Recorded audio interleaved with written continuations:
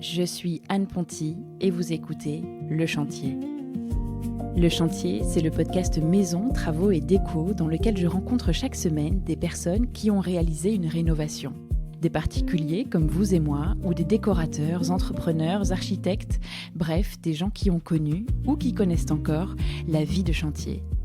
Après avoir réalisé il y a quelques années ma première rénovation, celle de ma maison, je me suis demandé avec qui j'allais pouvoir continuer à parler travaux chaque semaine maintenant que mes réunions de chantier étaient terminées.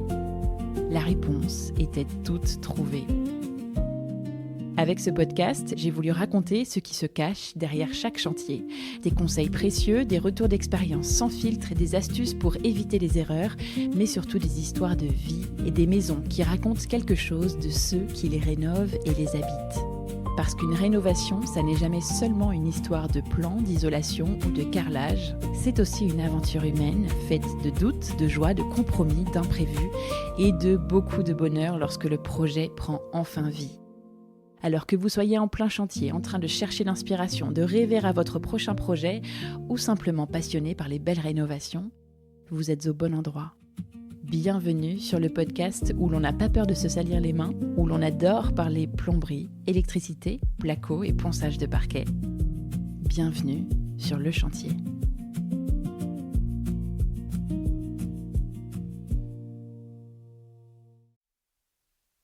Vous avez un projet de rénovation, d'extension ou de construction, mais dès qu'on parle de permis de construire ou de déclaration préalable, ça devient un casse-tête pour vous. C'est là que Vauplan intervient pour que votre chantier ne soit plus une source de stress. Vauplan vous accompagne dans toutes vos démarches d'urbanisme liées aux travaux. Dossier complet de déclaration préalable ou de permis de construire, plan, notice, insertion graphique, compréhension du PLU, etc. L'objectif, vous faire gagner du temps, éviter les erreurs et sécuriser votre projet avant même le début du chantier. Car vous n'aviez peut-être pas réalisé que votre projet nécessitait une déclaration en mairie, mais une pergola, des Velux, une extension, un garage, une modification de façade ou même un portail ou une clôture peuvent être concernés. Et c'est là que les complications peuvent commencer. Règles du PLU difficiles à comprendre, dossier incomplet, demande de pièces complémentaires, délais qui s'allongent. Le rôle de Vauplan, c'est de simplifier tout ça pour vous, partout en France et entièrement à distance. Et de vous aider à avancer sereinement. Parce qu'un bon dossier, ce n'est pas juste remplir un CERFA, c'est présenter un projet de manière claire, cohérente et compréhensible pour la mairie. Et très souvent, avec un peu d'anticipation et le bon accompagnement dès le départ, on évite beaucoup de blocages.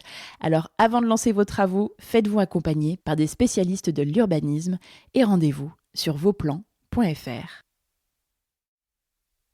Hello à tous et bienvenue dans cet épisode spécial été du chantier dans lequel je vous emmène en voyage.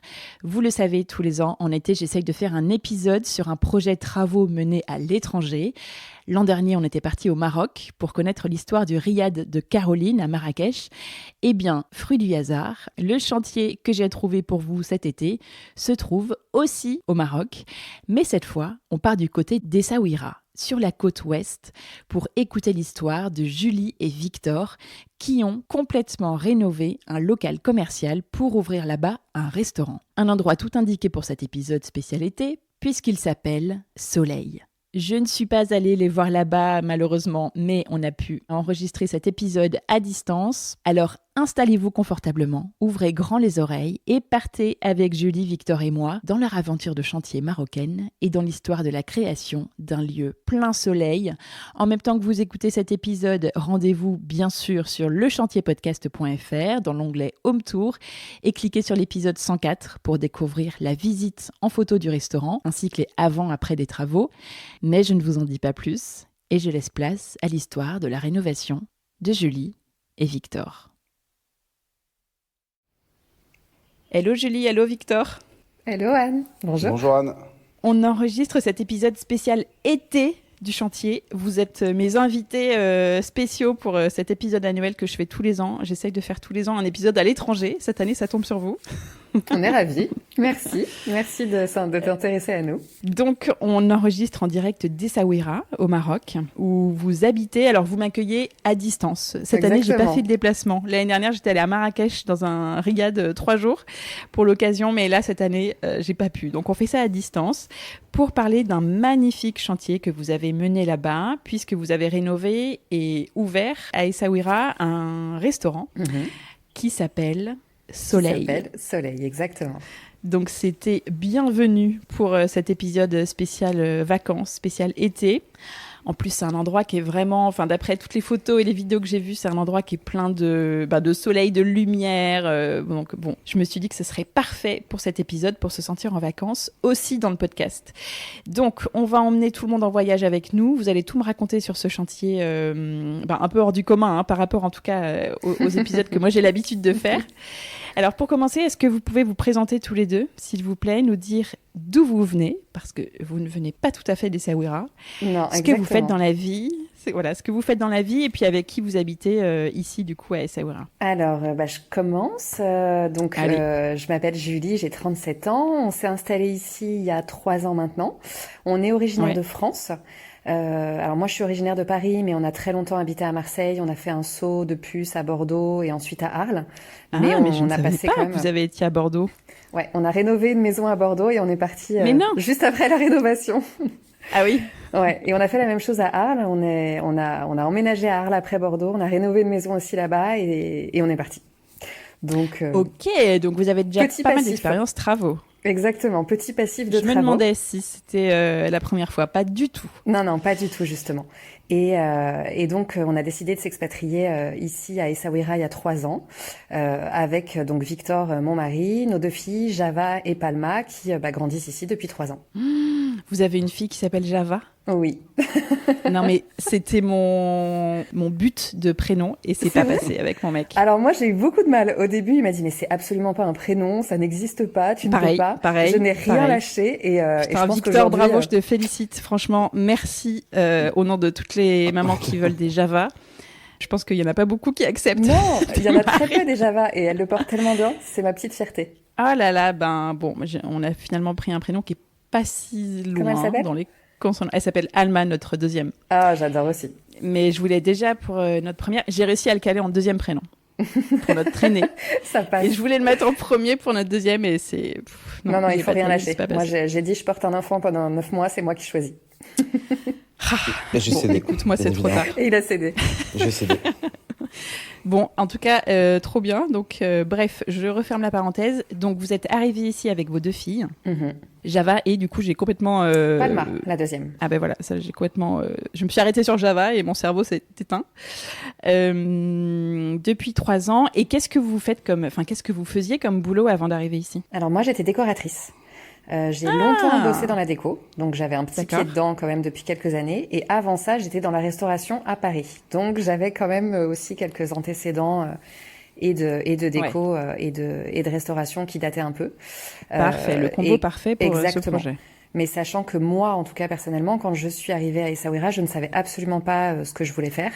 Je pense que Victor, je vais lui laisser la parole, mais c'était un peu la même chose et on s'est dit qu'on se laissait un peu de temps justement pour voir dans quel sens on allait aller. Ok. Et Victor, toi, t'étais dans la restauration, non ? Donc moi, je me suis pas présenté. Ouais. Donc Victor, 41 ans, enchanté.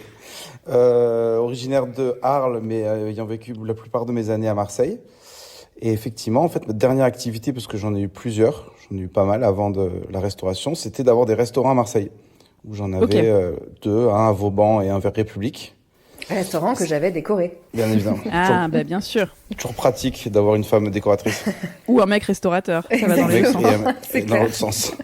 Et du coup, quand vous êtes parti à Marseille, tu as vendu les restaurants, enfin, tu as arrêté cette activité, il me semble. Exactement. En fait, pour la faire rapide, un peu de fatigue, un peu de lassitude, un peu une envie de changer. Et l'arrivée du premier enfant. Ouais, voilà, c'est une vie particulière. Il y a travail le jour, travail le soir, beaucoup d'heures. Enfin, voilà, tous les classiques de la restauration. COVID.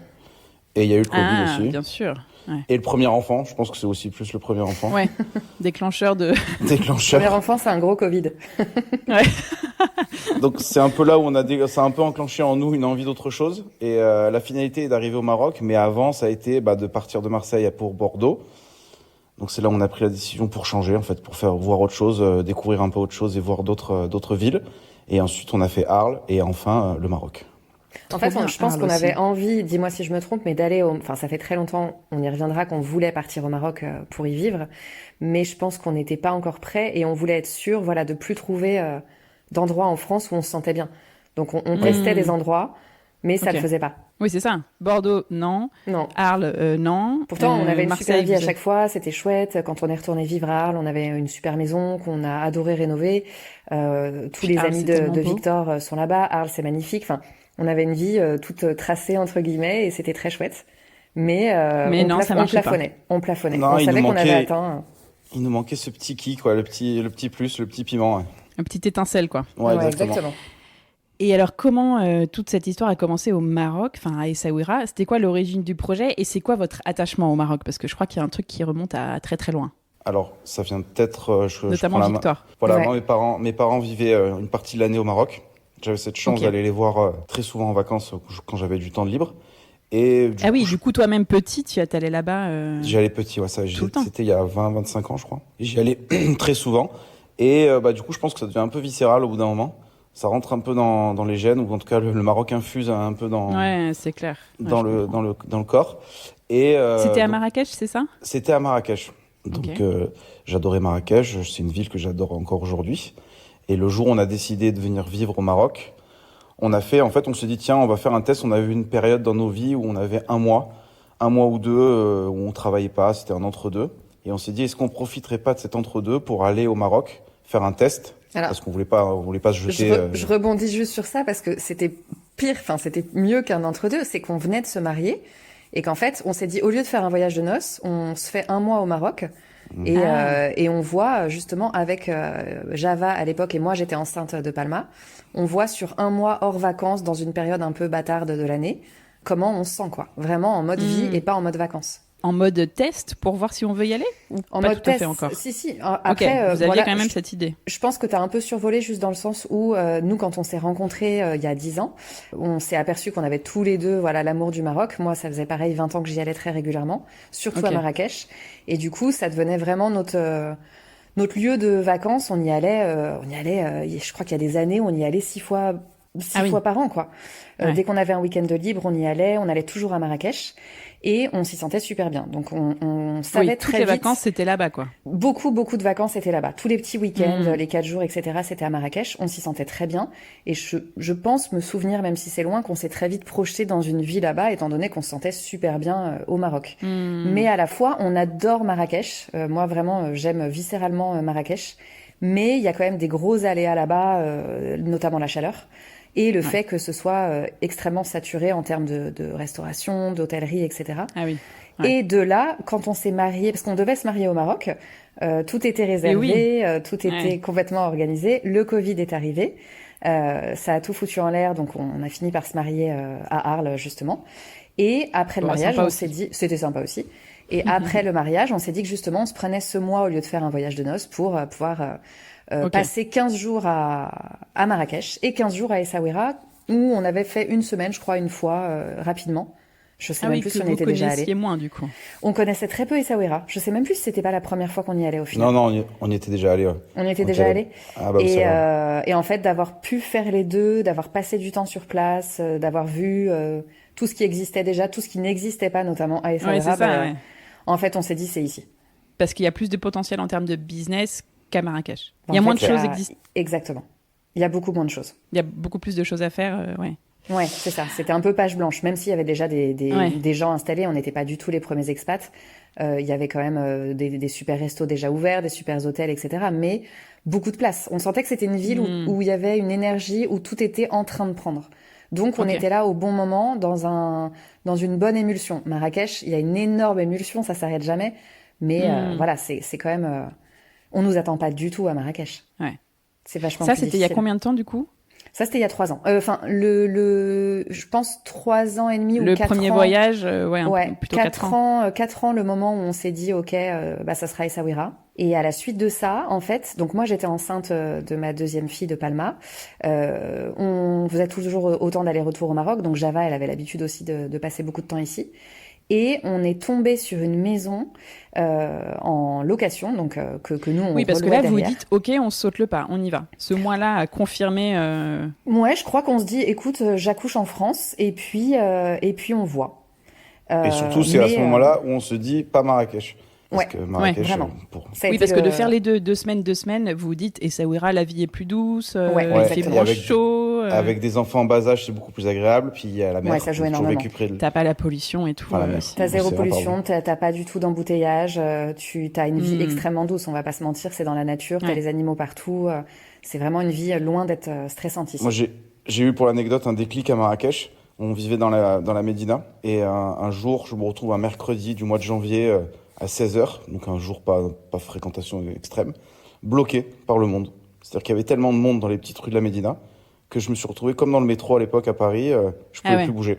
Et oui, alors que t'es pas en haute saison touristique. Et je me suis dit, il faisait parenthèse, il faisait aussi 35-40 degrés. En janvier. Je me suis dit, bon, écoute, c'est pas possible, je peux pas vivre ici malheureusement. En tout cas, actuellement, avec des enfants, je peux pas me retrouver bloqué, serré comme des sardines en plein milieu de la Médina. Non, c'était plus facile de se projeter sur Essaouira. C'est une anecdote, mais ça a été un déclic qui a fait changer la donne, quoi.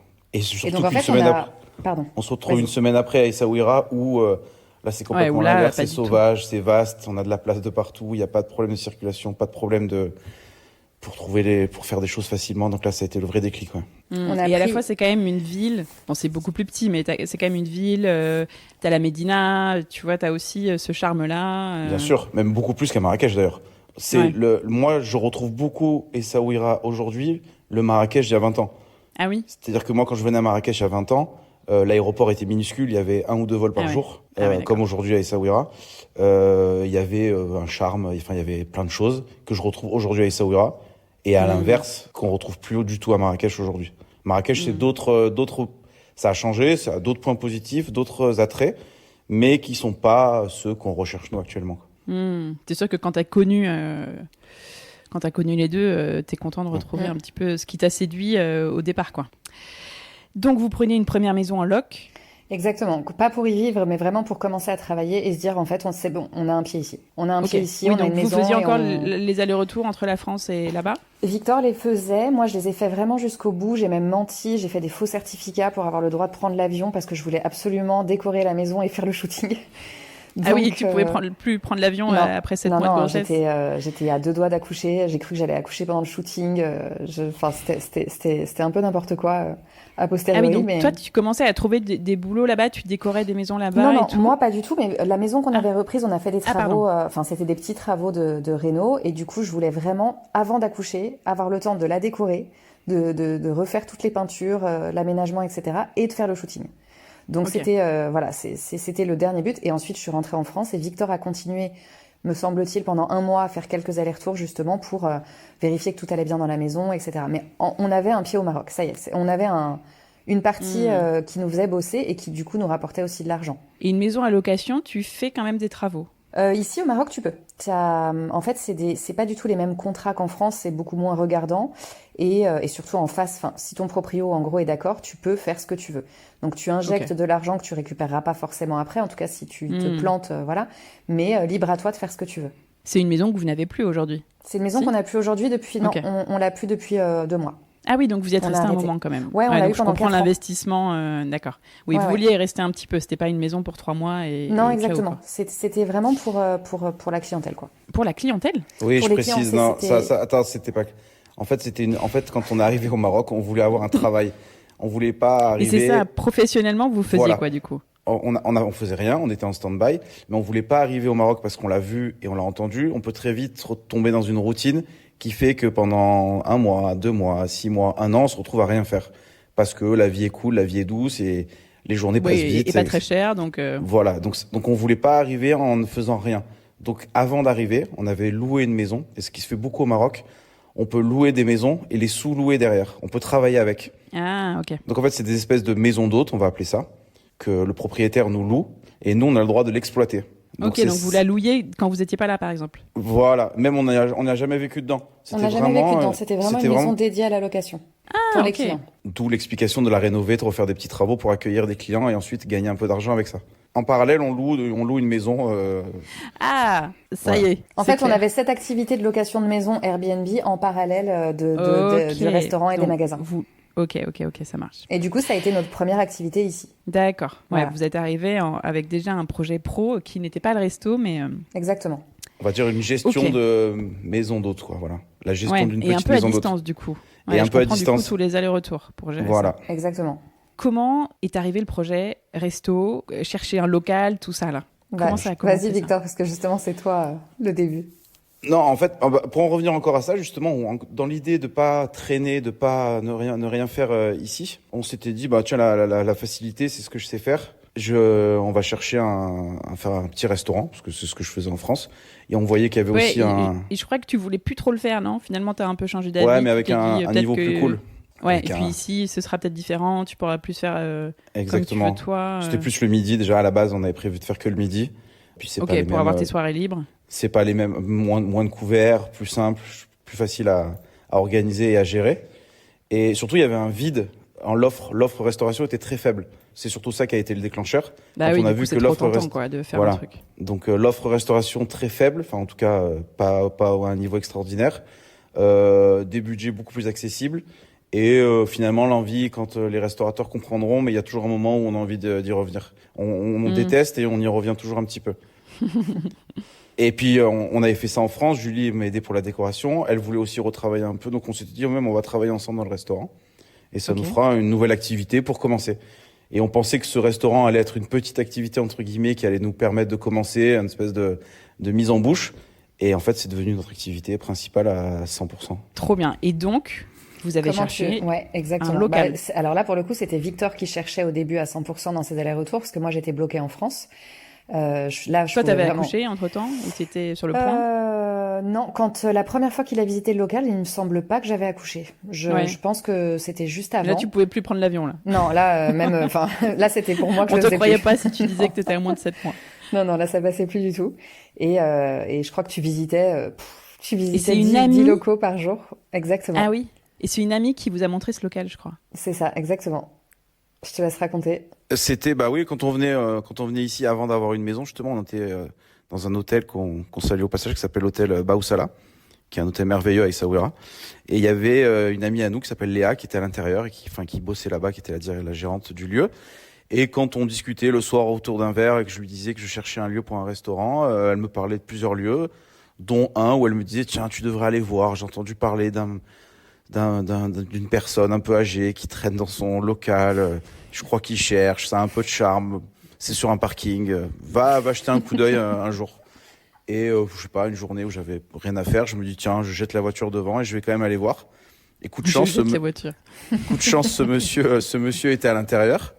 Et c'est là où je l'ai rencontré pour la première fois, donc le propriétaire de notre restaurant que je salue aujourd'hui, qui est malheureusement décédé, mais qui était une personne super. Et il nous a accueillis. J'ai bu un thé avec lui, un peu les schémas standards, sans le connaître. Ouais. Il m'a accueilli dans le restaurant. On a bu un thé. Je suis resté un petit moment. Et après, je suis passé à autre chose parce que j'ai visité. Et il cherchait donc à le louer. Il cherchait pas à le louer. Il cherchait pas à louer du tout. Non, il cherchait pas à louer. Non. Mais je sais pas. Il y en a peut-être eu un coup de cœur, une accroche. Je sais pas comment dire. Mais en tout cas, il m'a dit, tiens, pour toi, pourquoi pas. Et il voulait pas louer à personne d'autre. Il y avait aucun projet pour des personnes d'autres. Ah oui, d'accord. Et il m'avait dit, écoute, si tu, moi je lui ai dit, je cherche, mais sans trop chercher, c'était un peu le début. Je lui ai dit, écoute, je reviens en septembre. Je crois que c'était 6 mois plus tard. Il m'a dit, écoute, je t'attends, je bouge pas. Alors il me donne sa parole. Bon, elle vaut ce qu'elle vaut. Ah oui, alors que toi, tu t'étais pas du tout engagé. Non, toi, tu disais après, pas c'est sûr, on le prend. Je laissais toujours dire que ici, il faut toujours dire oui, parce que ça peut tourner très vite. Donc je disais oui. Et il me dit, écoute, réfléchis, dans 6 mois tu reviens et je t'attends. Et puis de là, je passe à autre chose. J'en visite tellement qu'il me sort de la tête. Et ensuite, Julie, peut-être peut raconter la suite. Ouais, on part en fait. T'en visites beaucoup? T'en visites dans Essaouira, dans la Médina? T'en visites plutôt en dehors? T'en visites C'était quoi les critères de recherche là? Tu voulais quoi? Alors pareil, ici, faut bien savoir une chose, que ces critères, le curseur, il faut savoir le baisser fortement. Donc je cherchais déjà un local, premièrement. Ouais. Déjà ça, c'est bien. Voilà, déjà un local en location, pas acheter parce que malheureusement on n'avait pas les moyens à ce moment-là. Et ici c'est tellement compliqué que au début effectivement quand je cherchais, je disais voilà, je voudrais une terrasse, je voudrais un rooftop, je voudrais 50 mètres carrés pour la cuisine. Ça, j'ai très vite compris que c'était impossible. Donc, ma finalité avec les agents immobiliers locaux, c'était que je cherche un local, vraiment. Et après, pour faire un resto. Voilà, pour faire un restaurant. Non, même pas, tu disais même pas ça? Même pas, parce que des fois, il vaut mieux dire juste un local en location. Ouais. Et de là, tu visites un, deux. Après, c'est tous les clichés. Tu es dans la rue, il y a un mec qui t'accoste et qui te dit viens en voir un autre. Enfin, parfois, je passais des journées entières à visiter des choses.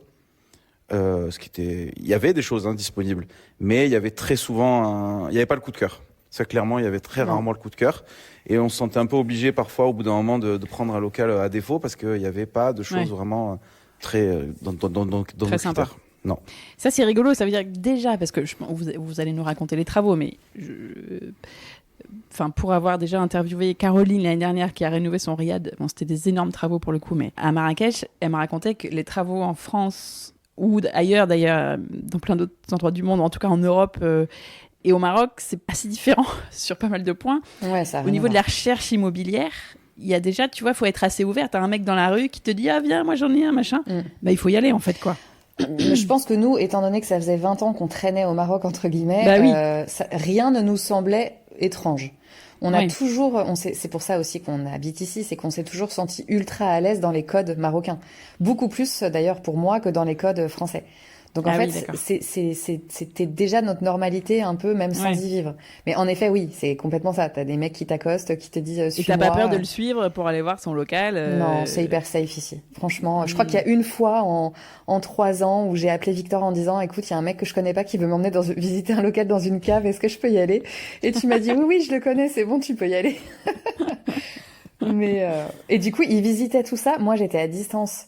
Donc chez moi enceinte et j'en pouvais plus quoi. Je recevais 1500 photos par jour, il m'envoyait tout, j'arrivais même plus à suivre et je lui disais écoute je sais pas en fait, fais-toi confiance, envoie-moi que les choses bien parce que on s'en sortait plus.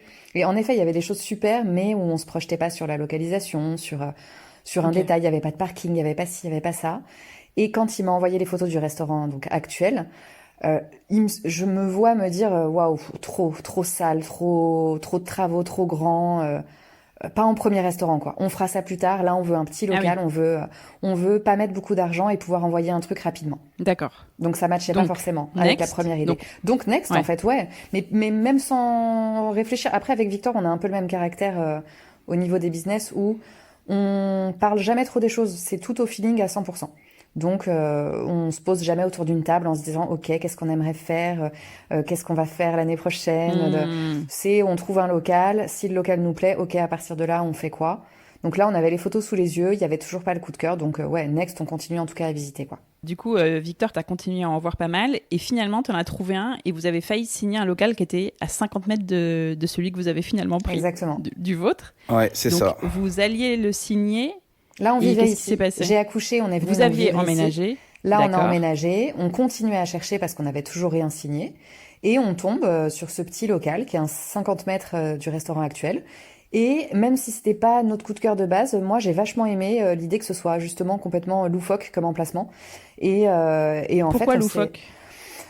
C'était vraiment bord de route, c'est au milieu de ce qu'on appelle ici les hanouts, c'est toutes les petites épiceries, t'as le mec qui fait la volaille à côté, donc l'odeur est pas dingo, t'as un mec qui cuit des sardines sur un barbecue devant, ça grouille. C'est pas ultra touristique, mais justement je me disais c'est ultra typique et on peut en faire un truc hyper clean qui tranche un peu. Et donc c'est la même chose pour le resto que vous avez pris, le local que vous avez pris finalement. Et c'est où en fait dans Essaouira? C'est pas Essaouira. Est-ce que c'est en dehors? Ouais, c'est en dehors d'Essaouira. C'est à 10 minutes en voiture. Ça s'appelle, donc, c'est dans le village de Razoua. C'est là où il y a beaucoup d'expatriés, de restaurants, d'hôtels, de maisons d'hôtes. Razoua, c'est exactement. G-H-A-Z-O-U-A. Ouais, exactement. Et du coup, on est au kilomètre 8, ce qu'on appelle le kilomètre 8 parce que c'est à 8 kilomètres d'Essaouira. Et c'est un spot de croisement parce qu'en fait, c'est la route qui va à Razoua, qui va à Essaouira, qui va à l'aéroport et à Marrakech. Donc d'accord. Oui, donc tu viens pas à pied, faut être en voiture. Tu viens pas à pied.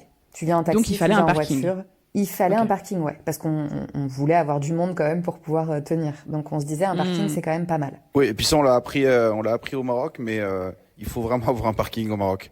Parce que je sais pas, mais les gens veulent se garer devant la porte. C'est-à-dire il faut pas se garer à 5 minutes, il faut pas se garer à 2 minutes. Je sais pas, c'est une manière de vivre ici. Quand on va à la pharmacie, on se gare carrément devant la porte. Quand on va chez le boucher, on se gare dans la porte. Quand on va au restaurant, on veut se garer devant le restaurant. Voilà. Mais attends, est-ce que là tu parles, parce que votre clientèle, est-ce que c'est plutôt des expats? Est-ce que c'est plutôt des touristes? Est-ce que c'est aussi des locaux ou pas du tout? Et est-ce que tu vois là, ça, quand tu parles de ces gens-là, est-ce que c'est plutôt genre les étrangers? Ils veulent être comme ça devant la porte à 3 mètres de l'entrée? Ou c'est un peu tout le monde Non, nous on a plutôt les expats, ouais. Parce qu'on a tellement l'habitude, comme on dit, de jeter notre voiture sans où tu veux, etc. On a tous des enfants, on fait au plus près, quoi. Tu sais qu'il n'y a pas le flic qui passe, il te retire pas la voiture, donc on se garde devant au plus simple. Ah oui, c'est le premier qui arrive qui se met devant la porte, quoi, et les autres ils se mettent juste après. C'est un peu ça. Mais l'autre local, même si il cochait pas toutes les cases, on avait tellement vu d'autres choses qu'on s'est dit bon bah go, en fait à un moment donné on se lance, on se vautre, mais on y va, on le fait. Et pourquoi vous n'avez pas signé finalement? Parce que qu'est-ce qui s'est passé? Eh ben en fait on avait rendez-vous j'avais rendez-vous chez le comptable. Grâce à Victor.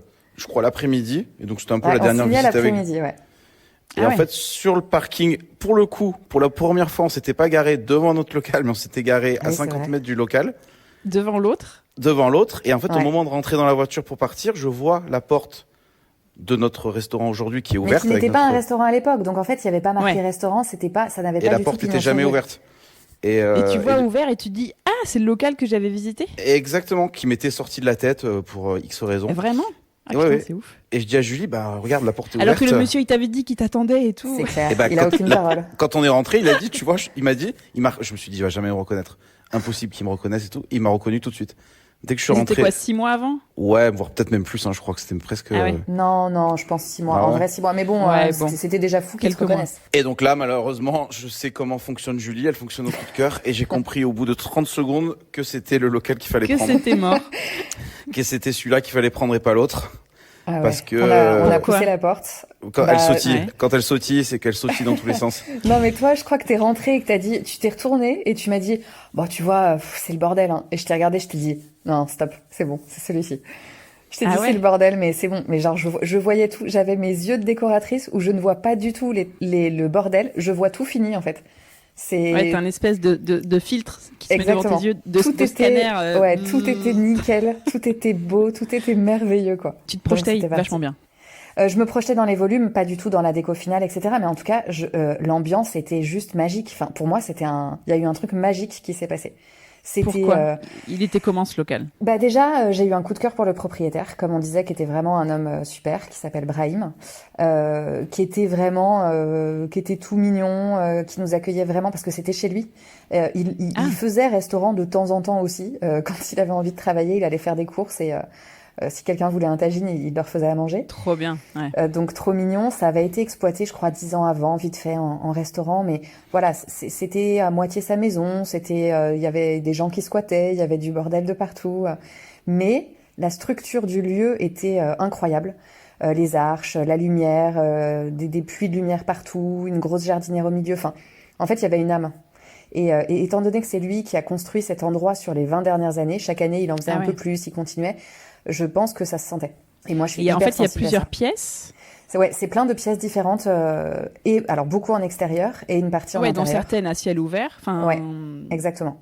Et en fait, il y a des arches entre chaque pièce. T'as des arches entre chaque pièce. Enfin, c'est vraiment un petit dédale, même si c'est pas immense, mais c'est plein d'ambiances différentes qui donnent vraiment énormément de caractère à l'endroit. Et moi, j'ai été super sensible à ça. Alors là, au Maroc, on te dit jamais le nombre de mètres carrés quand tu signes quelque chose. Non, mais à peu près, grosso modo, à vue de nez. Je sais pas combien on a. 150, je dirais. 200, ouais. Ah ouais, c'est grand quand même. Non, 150, 180, quelque chose comme ça. Incluant la cuisine, tout ça, enfin. Hors stock, mais je pense qu'au sol, cuisine comprise, on doit avoir 150, ouais. Ah ouais. Mais avec une grosse partie de végétation, enfin, voilà, c'est pas 150 mètres carrés de table, quoi. Oui, exploitable avec des tables, avec des couverts. Donc là, coup de cœur, tu dis, on signe pas cet après-midi, en fait. On veut celui-là. Et quand je le regarde, je lui dis, c'est mort, on signe pas. Et il sait très bien que quand je dis ça et que j'ai un coup de cœur comme ça, c'est que je vais pas lâcher. Et du coup, ça t'a convaincu, Victor, ou parce que toi, tu trouvais quand même ça trop grand et trop de travaux, non? Oui, mais en fait, je l'avais aussi, ce coup de cœur, mais elle me l'a révélé. En fait, le problème, quand on visite trop, on se perd au bout d'un moment. Ce qui est le schéma un peu classique de trop visiter. Et on voit plus les trucs qui ont du charme. Et j'avais trop visité. J'avais plus, mon œil était plus affûté, mon œil était plus aiguisé. Et heureusement, elle m'a remis les idées en place. Oui, j'ai pas été en mode convaincre, hein, pas du tout. Ouais. Non, c'est juste, elle m'a remis la lumière sur ce lieu, elle m'a expliqué pourquoi, et en fait, en bout de 2 secondes, j'ai dit, mais oui, t'as raison. Donc, j'ai tout de suite pris mon téléphone, annulé le rendez-vous dans l'après-midi, et attends, et t'as dit au monsieur, il vous a dit quoi, le monsieur, du coup? Celui du restaurant ou l'ancien? Ou l'autre? Non, le nouveau? On a bu un thé, déjà. On a bu 1, 2, 3 bienvenue, thés. Il nous a dit. Non, il a dit, asseyez-vous, et puis on va parler, et puis on va trouver une solution. Voilà. Ah oui, parce qu'il t'avait dit, mais de toute façon, je t'attendais? Ouais. Non, c'est vrai. Lui s'en souvenait, ce qui est incroyable ici. Mais oui, donc lui, c'était normal que tu reviennes, et pour lui, tu revenais pour lui dire oui, quoi. Ouais, exactement. Ok. Bah écoute, finalement, c'est ce que vous avez fait. Donc, c'est ce qu'on a fait. L'histoire est vraiment jolie. Trop bien. Donc là, vous avez trouvé petite poignée de main au-dessus du thé. Vous avez trouvé un prix qui vous convenait, tout ça. Exactement. Ouais, ça même. Pas tout de suite, mais dans la semaine. Ouais, tu crois? Je sais même plus comment ça s'est passé. Je pense qu'il a dit OK pour louer, et sur les 2 semaines à venir, on revenait boire le thé. Mais en tout cas, on savait que c'était OK. On savait qu'on pouvait commencer à bosser dessus. Oui, aussi on se renseigne un peu. Oui, non, j'avais oublié. On se renseigne un peu sur la personne, sur le lieu et sur le fait de faire un restaurant ici. Et là, on a 90% de gens qui nous disent vous êtes fous, ne le faites pas. Pourquoi? Aussi bien le propriétaire, faites attention pour diverses raisons, et c'est avéré que tout était faux. L'emplacement, tout le monde nous dit mais vous rigolez, il y a personne ici. Finalement, maintenant tout le monde veut être ici. Donc c'est un peu de chance aussi. On a eu un peu de chance. Mais pendant une semaine, tout le monde nous dit non, ne le faites pas, ne le faites surtout pas là-bas. Ouais, l'endroit est trop caché. Pourquoi vous faites pas Essaouira directement? C'est un endroit qui a pas une bonne réputation parce que le propriétaire, etc. Enfin.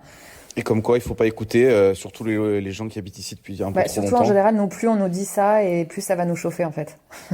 Ah oui, ça fait grimper le challenge. Si on a le coup de cœur pour un endroit, justement, on se fait plutôt confiance. Comment ça se passe, un contrat de location au Maroc? Là, on signe un truc quand même? Alors, c'est un des points positifs, c'est que ça peut aller très vite.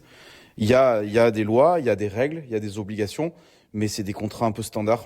Où, tu vois, par exemple, c'est moi qui ai rédigé les contrats, alors que je suis pas comptable, notaire, etc. Ouais, ou avocat. Mais ou avocat encore moins. Mais c'est des contrats basiques, mais il y a quand même, il faut respecter. Il faut aller voir au moins un comptable à minima, faire un contrat et légaliser, ce qu'on appelle légaliser au Maroc. C'est qu'on doit se présenter tous les deux devant un légalisateur qui nous fait un espèce de notaire, en fait. Ouais. Ouais. Ça enregistre le document, et ça, s'il y a un problème plus tard, t'as une trace. C'est un petit peu comme le rôle d'un notaire en France sur ce point-là. C'est d'avoir une signature enregistrée, tu vois. Exactement. Et de là, après, on a des contrats classiques, soit des contrats de location-gérance, soit des contrats de bails commerciaux. Donc là, nous, en l'occurrence, c'est un bail commercial avec, on est propriétaire du fonds de commerce, ce qui est très, très rare au Maroc. Donc ça aussi, c'était une bonne opportunité, parce que c'est très difficile d'être propriétaire des fonds de commerce au Maroc, parce que les propriétaires veulent pas en général lâcher leurs biens. Ils sont très attachés à leurs biens. Et lui voulait, donc c'était plutôt une bonne opportunité pour nous. Et ça s'est fait rapidement. Comment vous parlez avec lui là? Il parle français? Vous parlez arabe ou pas du tout? Non, à l'époque, pas du tout. Enfin, les mots vraiment basiques qui montrent qu'on débarque pas, mais pas du tout. Lui, il parlait bien français. D'accord. Donc non, pour le coup, avec lui, pas de souci de compréhension. Et puis on parlait peu. Quand on dit on prend le thé, on a l'impression qu'on reste des heures, mais à chaque fois, c'est des rendez-vous de 5 minutes. Parce qu'il est fatigué, il était malade déjà à l'époque, il est fatigué, et puis... je sais pas, il y a une espèce de confiance mutuelle qui s'installe un peu, où lui nous dit, enfin, une fois qu'on a montré patte blanche et qu'il voit que on n'est pas des expatriés qui veulent partir à la conquête du Maroc et lui voler sa maison, une fois qu'il commence un peu à comprendre qui on est, à voir nos enfants, etc., il y a une relation de confiance qui se met en place, et les papiers ici, c'est tellement secondaire les rendez-vous étaient très rapides. C'était pas du tout comme ça aurait pu se passer en France. Oui, des heures à marchander. Ouais, c'était plus sur l'affect en fait. Lui tenait à cette maison, et nous, on tenait à faire vivre sa maison en fait. C'est ce qu'on lui a dit, je crois. C'est marrant, je me souviens, mais j'avais oublié ça à l'époque. Maintenant, c'est beaucoup moins. Mais à l'époque, il y avait une grosse réticence de tous les propriétaires sur les étrangers qui arrivaient à Essaouira. Parce qu'il y a dû avoir une vague d'étrangers. Tu sais, Essaouira, c'est une ville un peu, un peu surfeur, un peu peace and love, un peu cool. Et je crois qu'il y a beaucoup d'étrangers qui étaient arrivés à une époque prendre des affaires et qui ne respectaient pas les contrats, justement. On parlait de contrats. D'accord. Et j'ai eu beaucoup de propriétaires qui me disaient « Mais attendez, vous êtes en famille, vous êtes mariés, vous voulez rester ?» où vous êtes un coup de vent comme tous les propriétaires français qui passent et qui vont en général mal exploiter le lieu, le casser et puis repartir en France. Ça a été un plus de montrer qu'on était une famille avec les enfants et qu'on était installés ici. Et les propriétaires, ce propriétaire et les autres nous faisaient plus confiance parce qu'il y a eu une vague de... Tu parlais des contrats, des choses qu'il fallait légaliser. Mais il y a eu une grosse période où ils se faisaient un peu tout savoir ici. Donc ça c'est un peu remis. Ça l'a rassuré. Ouais, et puis même ils ont maintenant, voilà, il y a vraiment il faut faire les choses dans les règles. Comment le début du projet, ça s'est passé là? Et puis la définition du projet de ce resto dans votre esprit, comment ça a avancé? Comment ça a fait son chemin là, dans votre tête? Donc resto du midi, pas du soir. Ouais, là, vu la surface, vous commenciez à avoir une idée d'un nombre de couverts, Comment ça a avancé dans votre tête, tout ça, au début là? Moi, je sais que mais pour n'importe quel projet, même quand j'étais décoratrice, tant que j'ai pas le nom d'un projet, je n'arrive pas à travailler dessus. Je bloque complet. Je comprends. Parce que c'est de là que tout décante et que tout se poursuit. Donc en fait, puis le nom peut venir assez vite en fait dans ce genre de truc. Là, on a eu du mal. En fait, on avait déjà galéré à trouver le nom du local qu'on devait prendre. Celui juste avant qui était à 50 mètres. On s'était fait des listes, des shortlists, etc. Mais il n'y avait rien qui nous restait en tête.